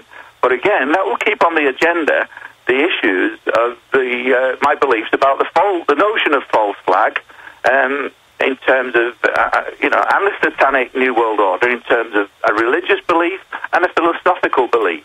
Well, first off, sir, just to add here, this is modern heresy for you to get fired when you're hired to analyze what groups are really behind the terrorism and try to track where the future threats are coming from. Here in the U.S., we have Fast and Furious, where for 2 years, the Attorney General directed the FBI, DEA, and ATF to ship high-powered weapons into Mexico to then blame it on the Second Amendment. And even though this has all come out, they've now come out with the anti-gun moves using the event that they are admitted to have triggered. So they're going on like nothing happened. But so it's not heresy to know that governments have staged events against their own people as a pretext to get control. That is in the Encyclopedia Britannica. That is a known fact. We have WikiLeaks 3 years ago releasing Army manuals in the U.S. where they train Army captains and special ops how to stage a false flag. If you're in a third world area and overwhelmed, stage a massacre and then blame it on the enemy. That'll force multiply the people to help you. And the argument here is an ancient 3,000-year-old Persian gambit, of course, in chess to sacrifice a pawn or another piece in an opening move to make your enemy miscalculate and draw them in, a sacrifice. That's why the military does this, because they say, well, if we send in 100 troops, that'll draw the enemy out. The 100 troops will be killed, but then we'll see the enemy's strength. We can then cut them off at a pincer, saving 10,000 troops. It's a cold-blooded calculation, so that's why they do this. They see Islam as a threat. They want to take over the oil and resources. They want to invade these countries, so of course they're going to stage some events. They call it a justifiable sacrifice. That's the sick mindset. But to say we're conspiracy theorists or we're crazy because we know governments admittedly do this, it doesn't hold water. That's right, Alex. And in times, you mentioned George Orwell there, and in times of universal deceit, telling the truth becomes a revolutionary act, I'm afraid. It does. So continuing now, you're challenging all of this, but what about the fact that you're an analyst and they're not letting you give your terror threat prognosis? That also sounds like a national security issue that they're not letting you get your report out about who the terrorists are. Well, that's right. I offered to provide them a comprehensive report, not just this strategic threat assessment matrix was rather crude and simplistic. and I believe it's gimmicky. It's a distraction, Alex. And I'm afraid that I think all the principal intelligence analysts in each of the 43 police forces in England and Wales, it's they that want sacking. If they don't stand up and say this is no good, it's a massive distraction from actually doing intelligence analysis. And I'm afraid, Alex, intelligence analyst isn't. If you're an intelligence analyst, you're not a spin doctor. And I'm afraid I wasn't prepared to be a spin doctor in this instance. And I just wish that others would stand up and look outside now. And I hope by doing this that other analysts news will break to other analysts that they've got to do this. And we have to have a pure role and tell it as it is without causing fear or favour. Well, Tony, that's a great point you raise. We know in England now, the former head of MI6 has admitted it. We know the White House and Downing Street memo show it. It's confirmed that Tony Blair and George Bush got together in 10 Downing Street and at the White House on 2 occasions and ordered their intelligence chiefs to fix intelligence around weapons of mass destruction, including nuclear, in Iraq. Tony Blair responded with the 45-minute speech. Powell responded with the anthrax vial. And they did all of this, and now we know they went in to MI6 and to the CIA and ordered the analysts to issue false reports. Both countries' analysts, including Dr. David Kelly, refused, and so, of course, they killed Kelly. And now we know that they created the Office of Special Plans, fake analysts to create fake reports. So this is a major scandal. That they're telling you to basically fix intelligence analysis for them. I think that's even bigger than, quote, them saying, we're going after you for your beliefs. Or, I mean, do you see where I'm going with this? Absolutely. And I wasn't going to bow down to their sacred cows. I wasn't going to bow down to their Caesar, because I serve something greater than that, and that's my God. And my conscience simply wouldn't allow me to go along with this monstrous lie, and I just couldn't do it. And that's what led me to get the sack. And I'm afraid if they are actually exerting that kind of pressure on other analysts, well, if they want to be have a conscience, then they're going to have to get the sack, unless this is blown up.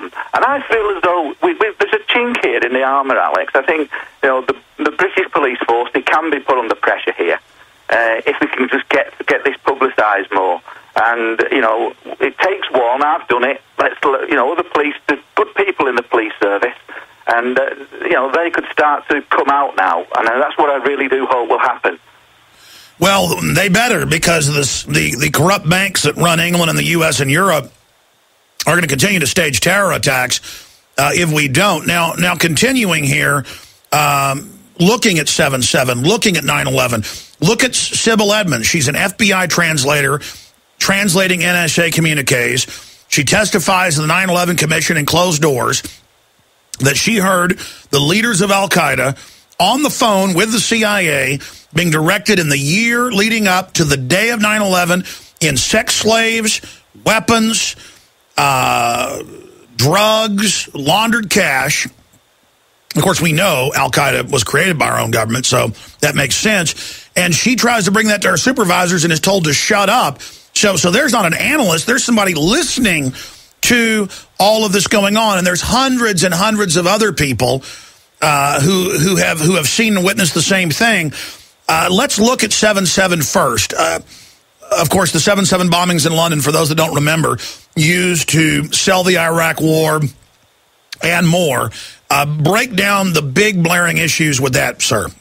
Right. Okay. Well, 7th of July 2005, London bombings went off, and there were 3 underground stations and a bomb that went off on Tavistock Square. Few things that happened. 52 people were killed, plus 4 others, which was the alleged suicide bombers. Now, there was no inquiry into who committed the crimes. Tony Blair immediately said that there would be an inquiry would be a ludicrous diversion. That's an utter disgrace. And instead, we've been told who is guilty, and we've had a diversionary inquiry later on down the line, just about the intelligence failures, where the real agenda is simply to conceal the truth, as you say, just as it was in the Hutton inquiry for Dr. David Kelly. Now, there was a poor quality and anonymous official version of the London bombings, and that's deeply suspicious and unacceptable. And add to that, there's never been the proper inquiry, so you've got big problems there, Alex. And for the government to give us one narrative of 7/7 without allowing all the other competing narratives to be officially heard in the process, it's simply insulting. It's a disgrace. Now, a key thing here is the mock terror exercise that occurred. Now, this is fantastic, this. Peter Power, advisor consultant, when all the bombs go off, shortly afterwards, we're talking an hour or so after the bombs have gone off, this guy, Peter Power, from Advisor Consultants, goes on TV and announces this. He says that this is amazing. The terror attack, the terror training drill that we are into at the moment, where there's 1,000 staff involved, was simulating bombs going off at the exact same stations and locations as actually happened. Now, in statistical terms, Alex, it's as certain can be that a drill exercise matching the exact same locations and dates of the actual bombs, that could not have occurred by mere coincidence. Now, was that investigated? No. Should it have been? Well, you're damn right it should. And by the way, we're going to break. We got 2 more segments. Offers the insight that's needed to find out really what happened. And it's a disgrace that it... All right, stay there, sir. We got to go to break, and we're going to come back and let you finish on that. We got one little segment in that first 5 minutes of the hour. Then we got guests coming in. We'll definitely have to have you back up in the future just to go over your own research. But absolutely, they ran drills on 9/11. Oklahoma City, they always run a drill to cover the real attack.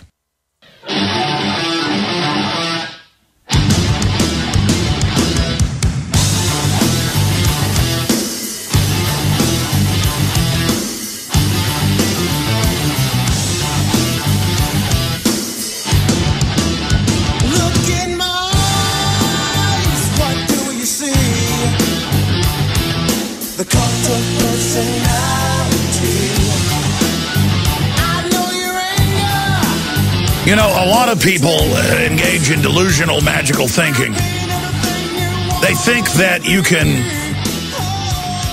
just decide there aren't false flag terror attacks. I mean, you read the history of France and England fighting with each other and others. They were constantly doing it. Constantly doing dirty tricks against each other. Blowing up an ammo dump and then blaming it on the other. This is war.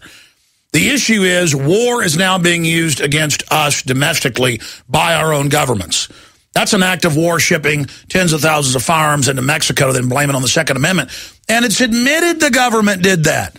Okay, people, we need to grow up or they're going to keep using this tool. So this is a short 5-minute segment, sir. We got one more little 5-minute segment, and we'll have to have you back. But continuing, talking to Tony Farrell, who was in his police department and also worked in the federal government as a top terror analyst, ran into all this false flag history and information. You'd gotten into the drills of 7/7, the exact same bus, exact same place, exact same time, exact same trains, exact same place, exact same time. Actuaries have been done. It's in the thousands of trictillions. That's, billions of times all the sand grains in the world. It's nearing infinity. I mean, it's the equivalent of finding a unicorn, a leprechaun, and Santa Claus in your backyard jumping rope. It doesn't exist. But please continue. Yeah, the spineless, anonymous Home Office official version, that had flaws in it that subsequently the government had to admit that there were lies. The 740 Ghost train that went from London to St Pancras that the Patsies were supposed to be on, but they didn't catch because the train never ran, and that was only an independent researcher that found that out later on and shamed the government. They had to change it, but they couldn't get the story to fit. So that whole sort of patch of the report is ludicrous. And of course, why run the drill? Well, you've got some young Arab gentlemen who are working, with the government, who are teachers and things. They're taking part in a patriotic anti-terror drill. Uh-oh, something's going to happen. Yeah. And then, Alex, I'm afraid at least one or two of those, patsies were taken out and assassinated at Canary Wharf is the most plausible explanation. I certainly don't believe they were on the trains and the military style explosives on the trains. A far more plausible explanation than and the so-called explosions on the in the back packages that they self-detonated themselves in wonderful synchrony. So all of that seems totally ludicrous. The profiles of these bombers, the personification of these people was not such that these were going to commit suicide. And if they've got videos that purport that they were, I actually believe that was part of a training drill. So there's so many things wrong with it. And I think we look at the G8 summit on the day at Gleneagles, and what on earth was Tony Blair doing a few hours later, coming on record when the police had announced that we don't know who's done this yet, but Tony Blair does. He knows this is being done in the name of Islam. Now, I think that is a disgrace. I think that is unacceptable. But I wish just good people in the UK would actually see it, because I think they're blind. Well, it gets worse. At the Tavistock Institute bus bombing, it turns out there were people with fake bandages on who were seen before and then after with them off, covering their whole faces, being bandaged up. This was off the charts, insane and openly staged. And the reason they had to admit they were doing drills is because people who were part of the drill then start questioning what happened, but by seeing an authority figure admit the drill, then they think it's all out in the open. That's why Larry Silverstein admits they blew up Building 7. We'll be right back.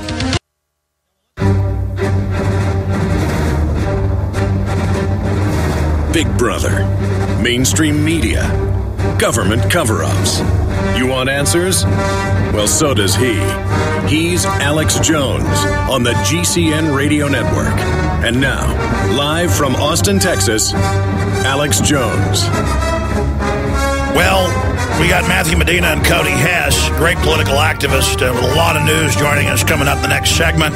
They've also brought a friend along, Miss French.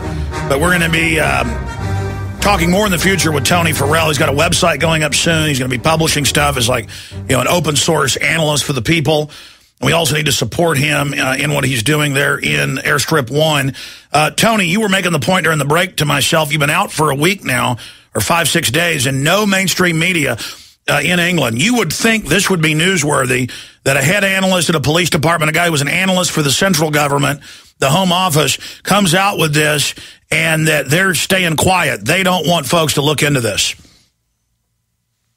On a lot of truth websites all over the world, in a remarkably short space of time, following the interview I did on richplanet.com. And I'd point out, Alex, there's an people don't have to take my word for it. They can Google, they can search the web, and there's some fantastic analysis. The Big Picture 7/7, The Ripple Effect, Seeds of Deconstruction. All these documentaries are so superior to the government versions, and people need to make their own mind up. They need to start looking, because there's utterly compelling evidence that makes the government version ludicrous. And we've had a recent inquiry, Alex, as you know, to look at intelligence failures, Lady Justice Hallett. And don't take my analysis, I've not gone into too much detail on that, but there's a chap called Nick Colostrum who stayed every day at the inquiry and has done detailed analysis that completely discredits the whole of that inquiry. And that needs to be seen and needs to be heard, because that inquiry never allowed any searching questions to be asked. Why not? And there's counter-narrative, there's analysis that ruins the inquiry's verdict. And if that's the case, we've got corruption in the court too, I'm afraid. And certain witnesses aren't being allowed to call, so it's all biased. So where do you go? We've got to get a breakthrough to mainstream media. We've got to get the public alerted, because I'm afraid, Alex, it's a bit like you say it is in America. People are just blind to it, and they turn a blind eye, and they're cowardly, and they need to wake up. It's hard as it may seem, but we can't keep silent any longer. And we need to put pressure. Through my court case, we can put pressure on one police force. The court, this is potentially one means to really put pressure on the government. So I think, Alex, there's going to be a truth movement behind the progression of my court case, and that might help. It might help putting pressure on, because certainly 9/11 and 7/7 will be discussed in the court. At the pre-hearing review, we touched on 9/11, and my beliefs on 9/11, similar to yours, but the judge thought they were absurd, right? And he's on record as saying that. So we've got absurd beliefs, Alex, but we've got the real beliefs, I believe, is the gist of it. So that needs to be in the public domain, and we need to get the people to look at it. All right, well, Tony Farrell, we just appreciate your courage and the fact that, you could have just gone along with the official story and not lost your job. You've done a lot more than most people would ever even think about doing, and it's going to be men and women of conscience who do stand up and at least have the courage to speak out against the lies that are going to turn the tide against this evil. I mean, all the lies about WMDs, the fake intelligence, the other stage terror attacks that have been declassified. If you've got groups that have done this before, and they have the motive, and they stand to gain, and only they can carry it out, and SWAT, the supposed head of the bombings, it turns out is MI6. I mean, even Fox News and Associated Press have covered that. This stuff comes out, and then nothing's ever done, and then you and analysts go, look at all this information, and they say, you're fired. I mean, it's incredible. Mr. Farrell, thank you so much for joining us. We look forward to talking to you again in the future. We'll have you back as a criminologist to really walk through all of this, not just your case, in the near future. Godspeed. Thank you, Alex. God bless. Thank you, sir. We got guests coming in studio coming up. Stay with us. He's the T-Rex of political talk. Alex Jones on the GCN Radio Network.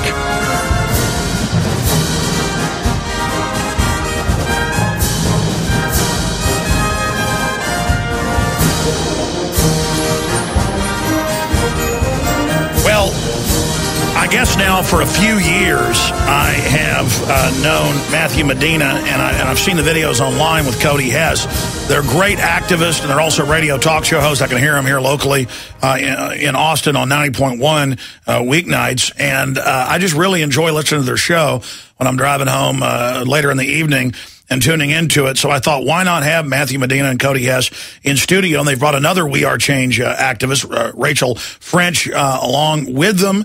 And they're going to be with us for the rest of the hour. We'll have to get some headphones on towards the end, because I am going to take some calls from 9/11 truthers out there, or folks that disagree with us. But we're going to see a lot of attacks coming up in the future against 9/11 truth, because it's out there that government staged terror. It's out there that Obama shipped guns into Mexico to blame the Second Amendment. He doesn't care that he's been caught. They're still going to use it, and are now announcing they're using it to go after the Second Amendment. They're telling gun shops how many guns they can sell now outside of law. That's called dictatorship. I don't have a law, but I'm the decider, so that's the way it is. And we've had this slide towards tyranny, but now you got Mitch McConnell yesterday saying, we'll just give Obama the power of the purse. Violates Article 1, Section 8, to another extent, Section 7, Article 1, Section 7. This is all happening right now. And coming up later, we've got Ron Paul grilling the head bankster, Ben Bernanke. And Bernanke tells Paul, gold is not money. Our fiat money is money. And they're going into QE3 now, like Mexico did back in the 80s, devaluing the dollar. The peso soon will be on par with the dollar, to give people an idea, or I guess with the old ruble. But they're telling us there's no inflation. It's very low. Everything's fine. But more and more they're having to admit, no, we're actually in a depression. So a lot is happening.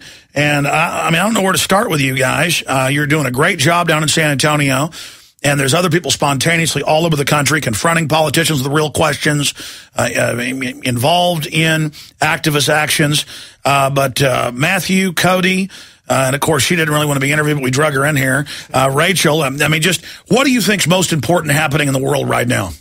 It's that, people are really starting to get active. I think that's the most important thing, is that people now are using the information they know to hit the streets and to get something done. Yeah, definitely. I would say one of the most important things to talk about right now is activism. The activism is red hot. We can look around the world and see the revolutions, and of course they're staged, and we could see all this, but here's something genuine in the InfoWar activism. We want to highlight that, because that's what we've been doing. That's what I've been doing for 4 years now in San Antonio, as you know, because I've seen you a lot, around here in Texas doing activism, man. It's been nonstop, and definitely so much going on in the world, like you just brought up. But specifically the Operation Gunrunner, Fast and the Furious, we've planned 2 street actions for this month. one of our friends, Henry Havoc from We Are Change San Antonio, made this sweet little box, and it opens up. What is Fast and the Furious? It opens up, and we're going to put the articles and a flyer and everything. And it's like a presentation, and we intro them to the false flag of this whole ATF letting the guns walk. And we're custom making DVDs that we're going to hand out. So there's 2 actions we're going to do on that topic this month. And I should also add, you guys make videos of the actions that have been seen by millions of people, and this is an example of how the alternative media is becoming the mainstream media. But getting into Fast and Furious, now it's coming out that the government actually shipped them and delivered them to Los Zetas. Well, Sully Castillo told us that 6 years ago, and again 5 years ago. And they locked him up. And they locked him up for it. I mean, their lives are finally eroding. It's starting to get like that. I mean, the more this stuff gets out there in the open and exposed, I mean, the more we have an opportunity to wake everybody. And the people that have said we're kooks, they're the fools. 15 years ago, I had government documents. They knew that cell phones were causing brain cancer. Well, here it is. Fox News, CNN, cell phones, cancer, and infertility, 100% fact.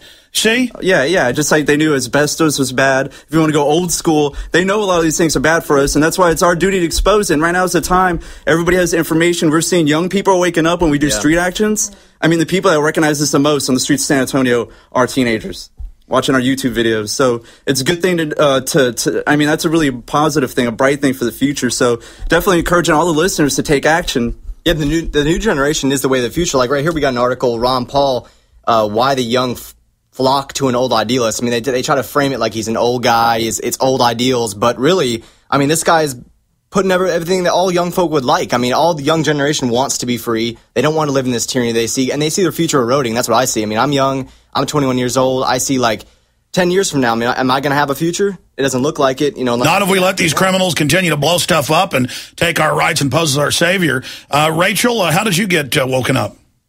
Well, I started looking into videos just online, and I started kind of... Oh, over there. No, it's okay. They're moving it over. We need to hook a few more up in there. Go ahead. Basically, well, at first I didn't really want to believe a lot of the things that I was, finding, and I kind of, looked the other way, but you get to a point where you can't because there's just so many facts, that are just, right in front of your face. And I think people just like to live, I don't know, in their own world and, not really acknowledge what's going on, and that's a source of frustration, I think, for all of us, because it's we're trying to wake people up, and a lot of people don't want to hear it. Well, yeah, I mean, if we got killers running things, we better get them out of there. We're not safe.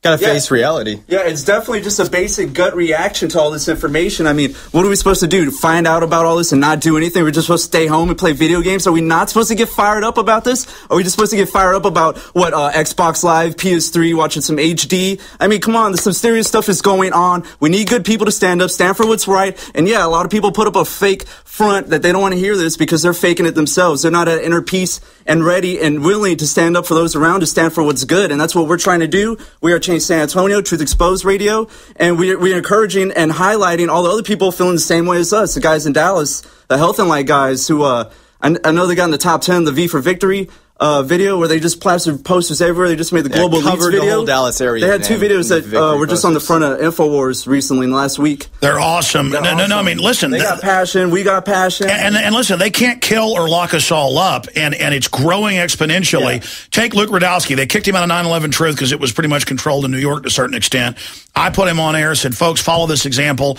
The cops tried to say he had bombs. Turned out that was fake. It totally exploded. And then he was an example to others. Now you're an example to others. Yeah. It's a chain reaction. What do you make of Bob Graham coming out on MSNBC, one of the top 9/11 commissioners, and saying the U.S. government did protect the hijackers? They're finally having to come out with their lies because, I mean, 9/11 Truth is growing so much to where now they're going to have to say, yeah, it is that way, but... what are you guys going to do about it? Well, their new hoax is 9/11 Truth dead. Are you kidding? Yeah. It's on fire everywhere. 9 years ago, most of the radio stations kicked me off because of 9/11 Truth. Now they're putting me on because of it. It's totally mainline now, so the BBC's running this hoax that, 9/11 Truth's dead. Yeah, folks. Yeah, it's a war tactic. A war tactic to get all of us is to be like, you've lost. The war's over. Yeah. Go home. No, that's what they want. Anniversary. Well, it's also saying cease fire, and then they fire all their weapons. Because everyone in this already is so frustrated, like she was saying, that people just won't accept the knowledge. They won't wake up. So you can get frustrated because it's like you see all this going on, but people around you, they won't wake up to it. And then even if they do wake up to it, they won't get active with it. And I think that's all that really matters. I mean, just knowing the knowledge isn't enough now. I mean, that time has passed. Now we're at the precipice in history where we really have to make a choice, get active, or sit back and say, oh, they'll do it. Well, here's an example. I've got several million people that listen to this show every day. What would happen if all of them started putting out a neighborhood newsletter? What would happen if all of them got even if you don't understand the technology, I didn't understand the technology years ago, get your neighbor to help you do YouTube videos every day. It's very easy. What if everybody started talking? Everybody will reach people. Everybody will have a good effect. Some people are going to be more talented, more intelligent than I am or you are. We're going to find future Alex Joneses, future Luke Radowskis. We're going to find future Rachel Frenches. We're going to find future Cody Hesses. We're going to find future Ron Pauls. It's time to turn it loose. Just like they have the farming teams for baseball, it is time to turn it on. Yeah, and you're right. And just bringing up the sports analogy is perfect. I would say Truth Exposed Radio is the sports center of the new wave of anti-New World Order activists. I mean, you have Matias and Pedro and Chile who confronted David Rockefeller. You have them all on. That's the show I heard last week, where you had like 20 different activists on from all over the world. That many of them are making national news by slamming and bamming. Right now, Matias and Pedro and Chile, they just released a classified document from a business, a $7 billion U.S. plan to build this energy line. And it's 70% of the people are against it. Well, the documents released to Matias, and he leaked them out. And now the publications of Chile are saying his website is the WikiLeaks of Chile. This just happened yesterday. They sent it to me. Yeah, and these guys are young. I mean, they're history's here. It is. Listen down the road. You're going to wish you got in the fight for 1776. 1776 worldwide. It's time to just get some on the New World Order, dude. It's right. Yeah. Don't wait. Don't wait till 20 years when it's cool now. No, jump on it now before it's cool. We're doing it now. Matias and Pedro and Chile over here in the U.S. And now more people are going to send them documents. Switzerland. That's right. Yeah, more people. And they'll try to take over that, but more will be launched. I mean, we need to launch 1,000 X-Wings at this Death Star.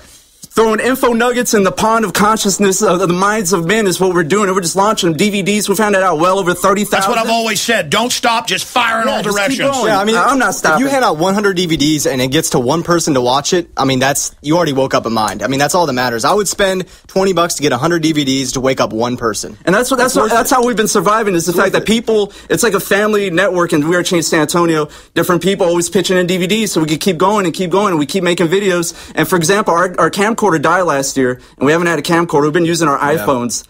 So the point is, you do what you can. I'll give you one right now. I've got piles of old cameras that aren't compatible with our new computers. That was last year. We didn't stop. We kept making videos with what we have, and that's what we try to tell everybody. Just do what you can with what you have. Don't stress out about. But now you've gotten some cameras, then you're saying.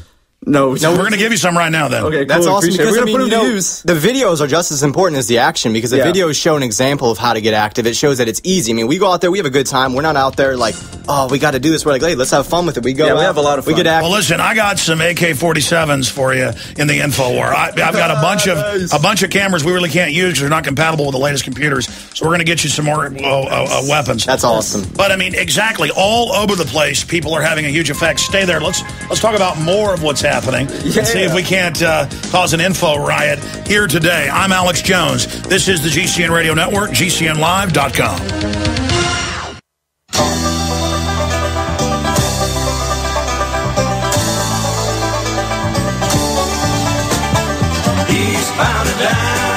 Loaded up and trucking. We're going to do what they say can't be done. We got a long way to go and a short time to get there. All right, ladies and gentlemen, I am really excited to have some great political activists who I didn't even know over the last year have been shooting videos on their iPhones, but that works pretty darn good, actually. So we've got some video cameras that we actually still use occasionally, but we always try to move up to the even higher res. One is an HD Sony hard drive. Another that I've had for years. I've done a lot of work with this little baby myself. We've had this 5-6 years. This has seen a lot, including Bilderberg Group. 2006, we're giving you both these with the firewires and the equipment. Two little terrorists in the info war to go out there and show the evil that's going on, but also show the folks that you're waking up, and the politicians like Twinkle Toes Perry, the former chief of staff in Texas for Al Gore, God bless him. So you guys are just doing a wonderful job. Please continue. So you're down there in San Antonio, Military City, USA. Even when the newspaper tries to come photograph the giant NSA base, the police come and tell them to turn off their cameras in America. We've had that happen to us, too. Our group, we were down there in NSA trying to get some video footage, and they're coming out. Well, I know it's happened to you. It hasn't happened to me. That was a story I didn't really tell anybody because they actually did intimidate me to delete my footage, and I was kind of, the group of guys were like, man. If they're off their jurisdiction at the Home Depot, a quarter mile away, next they're going to be in your house. Yeah, and I mean, that's why I want to encourage all activists, definitely know your rights. I mean, of course. I mean, we know what you're doing in there. You're running all our communications illegally through your computers. We know you're crooks. We know you staged 9/11. Oh, yeah, I mean, right. And we know terrorist. Yeah, and we try to drop info bombs on them. I gave them DVDs. These are NSA police, and as soon as we got out of the street, we're going to hang posters for one of the videos across the street from the NSA. Right away, they came, pulled up, got out. They had police suits, and they wanted to get our info. But basically, I gave him the DVDs. He got them, walked to the car, put them in a plastic bag, sealed it, and then put the plastic bag with the DVDs in the car. Yeah. But, that was about it. Yeah, well, don't worry. They're Sybil Edmonds heard them commanding Al-Qaeda, so... I mean, of course they don't want you filming them. They carried out 9/11. I mean, these are terrorists. And, Wayne Madsen exposed the Q unit and the NSA covering up 9/11. They are covering it up, and they're definitely got a big presence in San Antonio, as well as a lot of military bases. And these are the people that we're trying to wake up when we do street actions in front of the Alamo, just all around San Antonio, putting up posters. We're going to do that this Saturday. We're going to go put up Ron Paul 2012 posters everywhere. Yeah, and we're going to make a video with these little babies right here. Yeah. These little exclusive limited edition Alex Jones Bilderberg camcorder. What? Exclusive. That's a baby Al-Qaeda right there. Yeah. So yeah, we're definitely going to be on the streets this month. Three street actions we got this month. Hopefully more. We're going to stop. That's one thing. We're not going to stop this. I mean, they can try to make us feel all down like we can't make a change. We know we can because we've seen. I mean, how many more people are tuning into your show every day? How many more people are liking our page on Facebook that we have that are like, tell us about your terrorist websites. Well, we have truthexposedradio.com is our radio website. We actually just put up a new website, which is newworldactivist.com. That's a new site we're working on. It's going to be like an alternative media website. What we're really trying to do is pull the whole community of everyone that gets active. All the subcultures. From Chile, the guys down there in Chile. By the way, it's Rachel French, not French. Yeah. They brought her along. I just met her and thought I'd drag her in here. What do you think of all this? Basically, we just try to do what we can to, get the information out there. It's a lot of fun. And we have a great team, and everybody is like a family, like he said. So, we're definitely trying to plan more. Well, it's exciting to get out and talk to people. Take San Antonio. More and more they try to have Air Force police and others out policing citizens in the middle of San Antonio. And I know some folks down in San Antonio have exposed that as well. I mean, we've got to get in their face or they're going to get in our face. And then here's CPS is to start taking people's fat children. Next, it'll be if your children are 1 pound overweight. They're trying that in Arkansas. These people aren't going to stop. We've got to teach government they work for us. Yeah, because if you don't, they're going to keep pushing it. And I know you saw the news article with the video cameras in the kitchens of the cafeterias of schools and elementaries. Yeah, the Pentagon runs that. Well, what's wrong with the Pentagon watching children? Yeah, so are you against America? Are you against the troops? Are you against the troops being used as guinea pigs with experimental shots? Are you against the troops drinking bisphenol A? Look, troops, police, you're all being murdered by the globalists as well. Time to grow up and realize our country's been hijacked by a scientific dictatorship. Okay, grow up. Look at Fast and Furious, your terrorist masters shipping guns down there that have killed 3 Border Patrol agents. Are we Al-Qaeda because we don't want to give guns to the cartels? I guess we are. Yeah, well, that's all it's all about. I mean, everyone operates in this mainstream illusion. The whole system, I mean... America's good. America doesn't exist anymore. And only by admitting that will we get it back. Well, that's what we say. I mean, you look at the mainstream illusion and you have, your big talk show hosts like Rush Limbaugh, Sean Hannity. You got, Ed Schultz. All these guys, they talk about, and they stay within the mainstream illusion. They talk about the 9% unemployment. We know the real unemployment. No, they're tossing a football back and forth. It's they prop each other up. It's a little illusion. It's a little game that they put up. It's like, just creating this little fairy tale world. And for some reason, you see the most mainstream media organizations, they operate within it. And meanwhile, the real folks running it are a bunch of murdering terrorists spiking your water with carcinogens. I remember when I lost my mind. There was something so pleasant about that place. Even your emotions have an echo in so much space.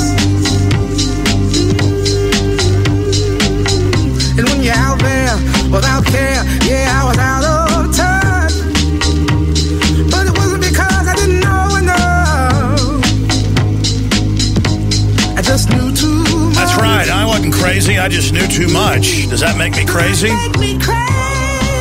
Does that make me crazy?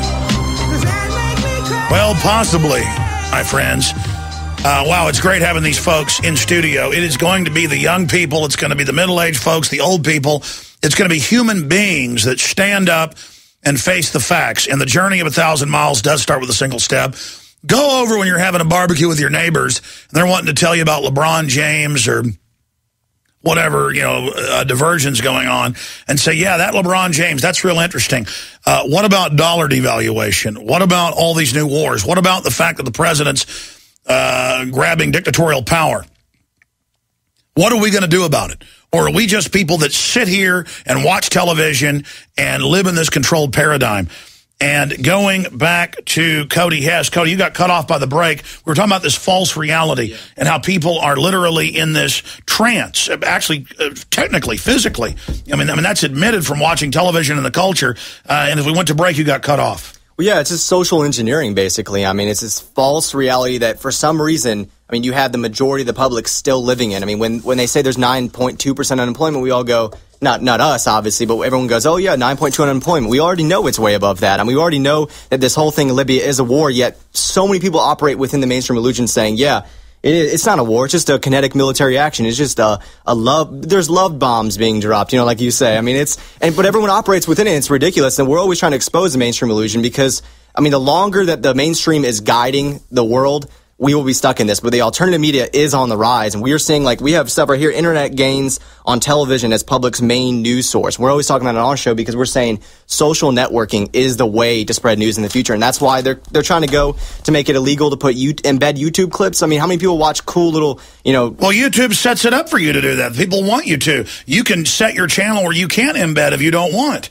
Yeah, but they're gonna try to do whatever they can to stop this knowledge from flowing out, but they're not going to stop. Yeah, because right now, we have this headline: 43% of news sharing online is via social media, and that's how people listening can take action, just sharing information. Right here in the same article, it says the study found that 27% of frequent sharers, defined as those sharing at least 6 stories each week, were responsible for 87% of all news shared online. Keep sharing, keep spreading the Infowars.com links. We're kicking by the way, our Facebook that gets about 300,000 visitors a day, that was just a fan Facebook they gave us, was shut down yesterday, and we for no reason. Let me see if our Facebook's still up again. Well, the great activists on Facebook that are It's back. But listen, Google's been doing all sorts of squirrely stuff. Oh, yeah, they're rolling out their social network, and they want control of this. They're definitely got their fingers up in everything, but positivity, definitely. Operation InfoJam, the system, is a movement going on Facebook where people are just jamming the White House Facebook page, celebrity Facebook pages to mainstream shows that get high millions of viewers. They're going to their Facebook pages and dropping Police State 4 and Invisible Empire and Endgame, and they're dropping them in comments, and they're just taking over Facebook and just sharing all this information. Well, let me just say this. InfoJam, the mainstream. That's awesome. By the way, we did a Google bomb a few days ago, and lately they've been failing unless I give a really archaic, and I forgot to do it today, so we'll do it later in the week. But that was, the point is they admittedly changed their algorithm to try to block us, and now they've got big indexes of popular terms. Can't criticize Google, can't criticize Obama. They admit they're changing their algorithm to block alternative news sites because they're desperate. It shows we're having an effect, or they wouldn't be trying to block us. Yeah, you're finding holes within the mainstream illusion, within the system. We're finding holes, and then every time we find them, they try to cover it up really quick, then we move to the next hole. And they can only do that for so long. There's going to be a point where we're way ahead of them. We are gaining the numbers. That's what's awesome. I look around. We are gaining the numbers. More and more people are tuning into your show, Alex. More people, even at my work, I wouldn't even really talk about this stuff. People walked up to me and see my bumper stickers in my car. 9/11 was an inside job. They're like, oh, you listen to Alex Jones? I'm like, yeah. And people all over the place that are just really starting to really get out there. Yeah, definitely. I'm an electrician by day, not as eloquent as Clark Kent's Daily Planet reporter by day, but but I talked to a lot of people on the job sites, and it's like I was talking to some guys about it the other day, and he's like, oh yeah, somebody else gave me some Alex Jones DVDs, and I was like, well, here, I got some for you in my tool bag. Boom, Infowar DVDs with the 7 movies on it that are. No, the power of people, and of course we've been doing that internet being what it is today, the power of access television, the power of using whatever medium you can. People are desperate for the truth. They're desperate for alternative information, and that's why We have Senator Jay Rockefeller and others calling to end the free internet as we know it. Former head of the NSA, Hayden, is calling to, quote, end the internet as we know it and force us onto this new controlled internet.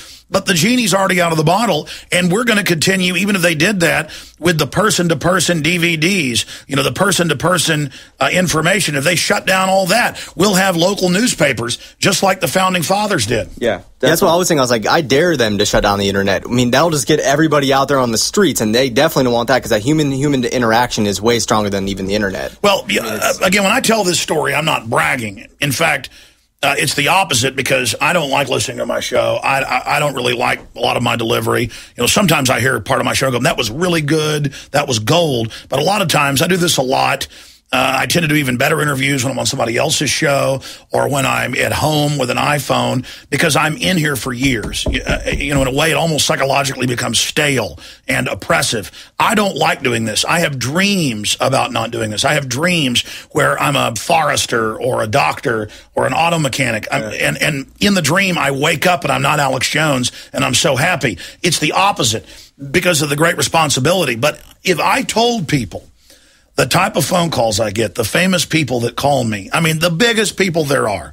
But in 99% of the cases, they don't want to come on the show. In some cases they say, well, you can talk about me if you want and say that I support what you're doing, but then I don't even do that. If they're not 100% in on it. Yeah. But it's getting exponential. And I use that as a radar ping that all these famous people are calling me, showing that this isn't something that's trendy. It's an awakening. It's permanent. It's not like zoot suits are in the 1950s or whatever. This is about reality and a renaissance of awakening. And again, I'm known. My ugly fat bulldog mug is known, and so I have something that other people who are activists don't. I actually get a chance to see how many people are awake, and it is incredible exponentially how many people come over to me, how many people shake my hand, no matter where I am in the world. I mean, our numbers are much higher than the average person thinks. I definitely agree with that because, you see it all around us from art to music, culture. Everything's leaning towards exposing this information. Like the Illuminati influence in the mainstream industry, in the music industry. Everybody knows about that now. Even Sundance had to make a VH1 style TV show, and Mark Dice was on there about secret societies. And it's everywhere. Like the new Rush songs are about the New World Order and corruption. I hear all these new rock and roll country songs. It's all about the corrupt, fat cats, and we got to wake up. And Muse, who were listeners of the show, it's everywhere. Yeah, it's everywhere, and we're helping it grow. We're sparking the fire and highlighting info jamming the mainstream. Taking action, making music, making art, and that's what we're trying to do we're trying to create a website. We do have the website, newworldactivist.com, highlighting artists, musicians, and activists, and just get that going, just that subculture, the next generation, people using all means to get the information out, because it is a new world, everything's changing, and we're doing something. And that's why the globalists, and they admit this in books they've written, try to hijack countercultures or try to create false countercultures because in 20-year cycles, it always becomes the culture. Well, this is a total awakening, true liberty, outside the box, outside the left-right paradigm system, and we are the future, and that's why the system's trying to come in with tyranny right now, because they know their time is short. Yeah, we're trying to jump ahead of the game and highlight that new wave of people using the different means to get the info out, the info culture, whether it's art, music, whatever. We're trying to highlight that, newworldactivist.com, Truth Exposed Radio, and it's going on. Lots of people are waking up, young kids and everybody into everything, and they're doing different things. Like We Are Change Atlanta made a video where they're using street art to paint a picture. I've done it in one of our We Are Change San Antonio videos. People are doing that. There's so many different ways we can get the ideas across. Absolutely. Talking to Rachel France. Rachel, as you begin to research more and more of this, how has it changed your view of the world? It's completely changed my view of the world. It turned everything upside down for me, and not in a good way, but it is, just being able to feel like, sometimes you feel that you can't really do anything, and it's very frustrating because you're only one person, and there's so much, that needs to be done. But if everybody could just, do something, my thing is having time. A lot of people say they don't have time, and you can always make time, to do this. Even if it's a little thing, just find your niche. I'm not a political person. I'm not really even a person who likes to, speak in front of people, or I'm kind of shy, but you're doing it. Yeah, I am. You're doing a good job, too. No, but it's just, it's really important, and it's something that you can't ignore. So, you know. Well, that's what's allowed the corruption to grow and grow and grow until they're telling people they can't have tomatoes in their yard. They're telling people you can't speak at city council, even though it's the law that you can. Yeah. I mean, it's just showing that government has gone crazy. We're going to live under the exact amount of tyranny that we put up with. And if everyone just sits back and just gets lazy, and that's what's happening in America. I mean, I think we've just gotten lazy. We let the mainstream media tell us what's going on in the world. We don't do our own research. And I mean, we just say, hey, you know what? It'll get taken care of. It's just what happens. It's just politics. No, it's not. It's not the left-right battling back and forth. You know, is liberal or conservative? No, this is a system taking over. I mean, we are being hijacked as a nation, as a world, as humanity. I mean, look what the globalists are doing in the whole world. I mean, they're messing up with the DNA structure of the entire Earth. I mean, they're messing. Oh yeah, with our DNA's fried, fertility's plunging, cancer's exploding, diabetes is exploding. I got stacks of articles here where they openly talk about getting rid of us. That's their plan. I mean, they want the planet to themselves. And I mean, who really knows at the very core exactly what they want? You know, and a lot of people want to know all the answers when we go out there and talk to them. Like, oh, well, tell us how they did this, what they're going to do here. Well, look, we don't know. We're seeing the basic framework of what's going on. And I mean, the basic framework is enough to get you up and active and saying, look, Exactly. I mean, if I was a wild pig and I got caught in a trap, I'd want to get out. You know, animals know that. Animals won't eat the GMO, but you know, humans do. In fact, I have all these articles I meant to get to today. I mean, here's one, Fox News, cell phones, cancer, and infertility. And it goes through the fact of all these governments are even admitting, and major research institutes after the fact, that fertility's plunging, cell phones and rat studies do destroy fertility, double the chance of brain cancers. And again, why was I called a kook 14, 15 years ago for covering that from studies that were out then? They knew then. Yeah. Just now the cancers are exploding. Now they're acting like they tried to protect us from it. And these elitists have their own kids using cell phones. Yeah. Well, I mean, there's a self-destructiveness to it. When the WHO came out with it, that's when the whole mainstream media talked about it. When the World Health Organization said, yeah, it's causing cancer, then they'll all talk about it. Now it's okay. Now it's okay to talk about it. But when it was, you know, a big group of people are saying, no, for a long time, it causes cancer. I mean, a lot of people I talked to knew it, but they didn't ever want to talk about that. It was crazy. That was on the fringe. But now, yep, it's out there. And that's what they're going to do with everything. Guarantee you one day they're going to say, yep, 9/11 was an inside job. Just like they did with Gulf of Tonkin. Oh, yeah, it's declassified. Yeah, it never happened.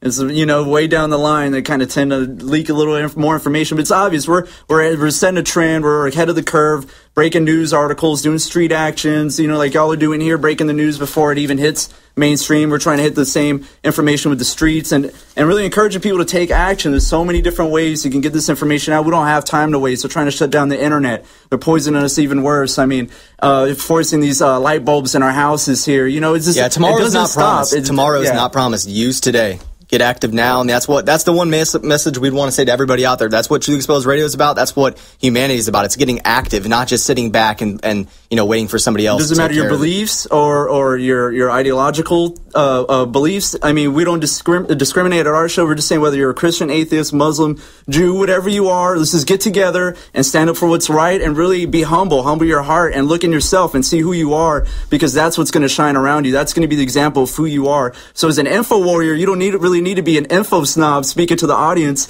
and get upset at people for not getting it. You got to have humble your heart and have mercy on them and hope that they'll wake up someday. Be an example of what it means to be awake and do creative things and merciful things for those around you. And we could be examples to those around us and get really a wave of being a good person going. Exactly. We can't look at these people and, you know, call them just morons. They are literally in a trance. They are physically living in a false reality, like sheep going off the edge of a cliff, and we've got to warn them. We've got to wake these sheep up, not just for them, but for us. We have no future if we don't do this, because as the globalist implode society, they're going to direct the sheep who are confused against every good institution, everything that's wholesome. I mean, look at this article out of The Age newspaper in Australia, and literally there are hundreds of these a week now coming out in the corporate New World Order brainwashing media. Humans become pets in the rise of the machines, Apple co-founder says. And that's Steve Wozniak. And then I have all these other articles. The head of Sun Microsystems saying in Why the Future Doesn't Need Us in Wired magazine. He says, I've met with the elite and they're discussing, this is in 98, should we kill everyone in the world government, or do we give people something to do and, take care of them like pets because we're going to merge with the machines? Now, whether that's going to happen or not, Ray Kurzweil, their guru, The Age of Spiritual Machines. In fact, Aaron's back there. He's got the Eugenics Society publication with Julian Huxley, and this was even in the 60s after, people knew about Hitler and everything, saying this would be their plan, The Age of Spiritual Machines. And they talk about how they're going to merge with machines. The singularity. And get and get rid of the rest of us. Yeah, me and her watched that documentary Transcendent Man, and we were blown away. I mean, we were watching the whole time thinking, this guy literally wants to be God. I mean, the way he acted, he's like, I don't want to die. He wants to bring his dad back. He wants to make like a robot of his dad. I mean, these people are messed up in the head. Well, yeah, he said, in fact, the quote is, he says, I don't believe in God yet, but I'm going to be God. That's exactly right. And these are the conversations going on behind the closed doors. Everyone's going, oh, what are they talking about? It's behind the closed doors. No, this is what's going on. I mean, this is what people are talking about. Well, yeah, I mean, whether it's real or not, I mean, whether they're going to be able to manifest this or not, they all go to meetings. William Shatner goes. They're closed doors, thousands of elitists, and they and the minutes have come out. They've written books. The Rockefellers go to it, and they talk about, we can't give the life extension to the public. We're going to slowly wipe everybody out, and then we're going to be transcendent and live forever. Yeah. And then they write about, well, actually, most of the people we're recruiting aren't going to get this. We're going to kill them later, too. I mean, this is such a psychopathic, crazy thing. Here it is, Evolutionary Studies. And it says, a certainty celebration of the life of Julian Huxley, edited by Milo Kynes and Answorth Harrison. And if you look, it's put out by the Eugenics Society. And this is the founder of transhumanism that they've all just repackaged and put out low-level stuff for the general public like Transcendent Man. Yeah. You get deeper into what they all write about, they're going to kill us, and it's wonderful and beautiful, and they're going to be God. Yeah. And, again, that's Ray Kurzweil. Bill Joy says that this is a terrible thing. He says, I think you should know they're talking about killing everybody. This is Wired Magazine, Sun Microsystems founder. Yeah, this is. I mean, you might want to. Yeah, you might want to listen to that. But they sell it like it's cool. The head of Sega is saying that one day video games are going to be chips in your body, and then Ray Kurzweil is talking about that. They're going to make it trendy. But they're only going to give us the level of it that does enslave us. They're building.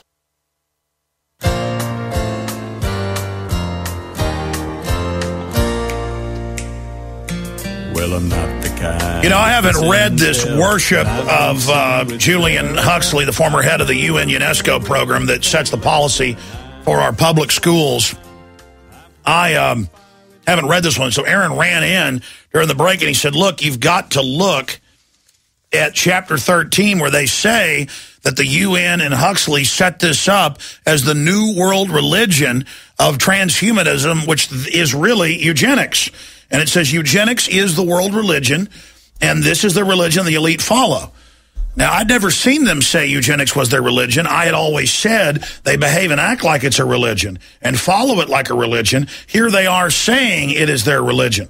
This is the founder of transhumanism. And you had Bertrand Russell, who's another eugenicist, Nobel Prize winner, so-called anti-war thinker, who was saying in his writing, Scientific Society, also talking about setting up the Eugenics Society, he was saying how Christianity is politically incorrect because it teaches individualism, and it's anything that teaches individualism is what they don't want, because they want us in that collective mindset of the mainstream illusion and want us to plug into their electronics devices. Unfortunately, kind of. They want well, it's not that the electronics are even evil. Yeah. It's how they're engineering them. Yeah. Is their main bend. They engineer tracking control that you then pay for when you buy it. And then there's a new headline yesterday I forgot to bring up that they're saying now that electronic devices are coming with malware in them. Did you see that headline? It was from last night I saw it. And that more than likely in the next year we're going to see a lot of phones being hacked. Well, no, that's how they spun it. Oh, my gosh, all the major products, hackers can get in. Well, that's because the government, under the Telecommunications Act of 96, it's law that the back doors are there. Yeah, they're going to stage a bunch of hackings. They're going to do it. It's on its horizon. I mean, we're seeing that coming over the horizon right now. Well, that's what the cybersecurity base in San Antonio is. is to launch their attacks. Military City, USA. And then Apple has the patents to stop your video from recording video, stopping your cell phones from recording video at a... No, they admit the cops just hit a button and all electronics turns off. That's going to be spread everywhere. That's going to be spread. I mean, that's not good. Maybe I shouldn't give you those lower tech cameras. We need to keep all this, quote, old tech, because they're engineering spy grids and AI systems into everything. And that's why they're going to drones. That's why they're getting away from actual troops, because soon that's why they wrote the future won't need us, because the globalists are going to have their mechanized system. Yeah, they're going to commit some bad evil with those robots they're creating too.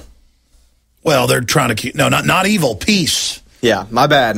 War is peace, my friend. Evil is good. You're talking about the robots, the AI. They're going to be our butlers, aren't they? like in the Jetsons and like all the science fiction. Everything we're fed. Well, no, they are going to be your butler in the first wave, but it's spying on you the whole time. Yeah. And you already see that in all the cell phones and all the architecture under global standardization. Yeah, they wouldn't do something secret. They've been taking baby's blood for 39 years secretly, now admitted. But yeah, they wouldn't lie to us. By the way, they store the blood samples for most of the U.S. in San Antonio. Whoa. Yeah, I'm sure they do.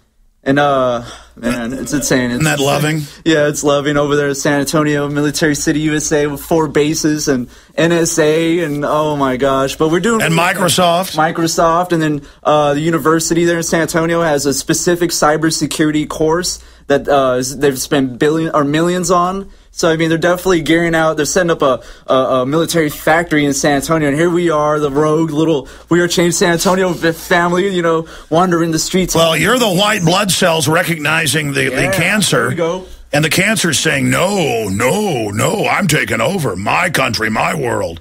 Take your shots, drink your sodium fluoride, drink your bisphenol A lace plastic. I'm going to kill you, Medina. We're saying, I don't think so. Bring it on. I mean, that's what they want a war. They're going to get a war. Well, they need us as biological androids to finish their electronic construct, and then they're going to get rid of us, they say, in the next evolutionary step in their religion of eugenics and death. Ray Kurzweil talks about the singularity, the coming... no, we don't have long, though. Yeah. And all you cops and servants of this, and even you globalist technicians that know this but think you're part of the chosen ones, you're not. You didn't get a memo about bisphenol A, did you? Guys, this main transmission is over. Mike Adams filling in tomorrow. We have a special Great Broadcast Friday.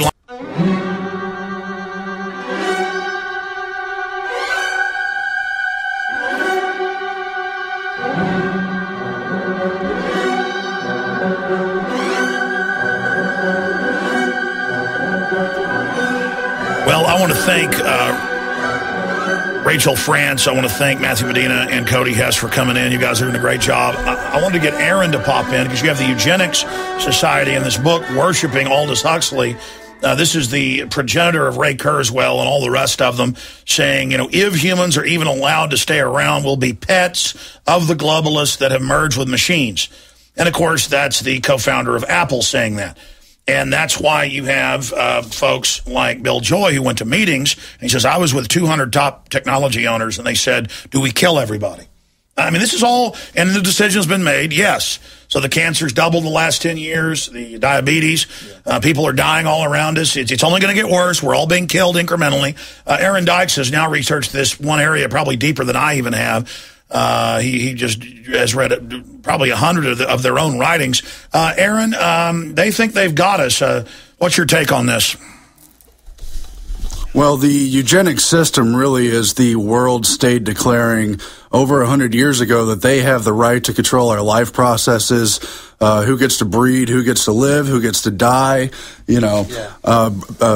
George Bernard Shaw talked about how under socialism you'd be forcibly fed, clothes fed, and if you weren't good enough, you'd be kindly exterminated. Well, it's that same system. Now they have the machines, so bye-bye. Eugenics is that system. Thing is, the elite don't need us. Life's always been cheap. Now it's something toxic. He talked about... That's why we're being taught humans are evil, so we'll accept, we're dying for Earth. He talked about Bertrand Russell, who is connected with Julian Huxley on this UNESCO project, which is education, science, culture, the whole thing. Your whole life revolves around this eugenics idea.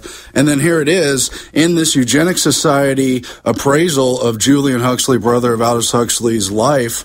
And chapter 13 is Julian Huxley and eugenics, which he wrote extensively on. And they have one quote from a Dean Inge who says, eugenics is capable of becoming the most sacred ideal of the human race. As a race, one of the supreme religious duties. Huxley says, I agree entirely. One of the implications of evolutionary biology are grasped. Eugenics will inevitably become part of the religion of the future, or whatever complex of sentiments may in the future take the place of organized religion. And Bertrand Russell wrote about the same thing as part of this eugenic... and their religion is, by definition, do as thou wilt. We will go on willing. We will kill all of you. We will merge with machines. I don't believe in God. Not yet. I will be your God. I am Ray Kurzweil. Yeah, but and then they write about how they're all going to kill each other, too. It's going to be one left. Yeah. There's going to be one Lucifer left, kill everything else. And part of this, too, Bertrand Russell talks about after a generation of state-controlled education, children will believe snow is black, whatever they tell them, anything, and smart students will either become part of this hive Borg or they'll be killed. Only the education will only be for the elite. But that's liberal. Liberals call me, but it's liberal. It's liberal. Kill everyone. Liberal. It's trendy. It's the way of the future. It's what everyone's doing. Yeah. Oh. It's in the commercials. It's in the movies. It's in the music. It's in the music videos. But it's that whole 1984 re-education system admitted, and we're told that it's good. Yeah, that's what UNESCO is. Scientific society, and he's talking about making engineering society like these. These guys engineer society, cultures, and we've been trying to expose it. We had run-ins, Alex, with the foundation-funded activist group a year and a half ago. We were talking about it during the Robert Rodriguez machete during that time because, the public, believe... They believe the foundation-funded activist groups are fed the story that the white man's the enemy, and it's indigenous people versus the white people, and that's the real fight. And the political beliefs is socialism. And then that's funded by the actual globalists that are spiking their vaccines, so they can go, "We're your friend. We hate white people. By the way, the big mega corporations run us. Now take these shots." Yeah. And we had a run-in with a person like down the street, San Antonio, during a street action. We have that video on the We Are Change San Antonio YouTube channel. It's called, quote, InfoWars is racist. And we run into one of these people, and in the video, break it down, I've seen the video, yeah. So that's just an example of social engineering. We're talking about engineering society and a scientific society. I mean, this is all well documented. Well, it's playing us off against each other. We're out of time. All of you guys, great job. I know, Aaron, you shot a video on your new YouTube channel about that book, didn't you? Not about this book. We'll shoot one on it. It's important. Mike Adams tomorrow.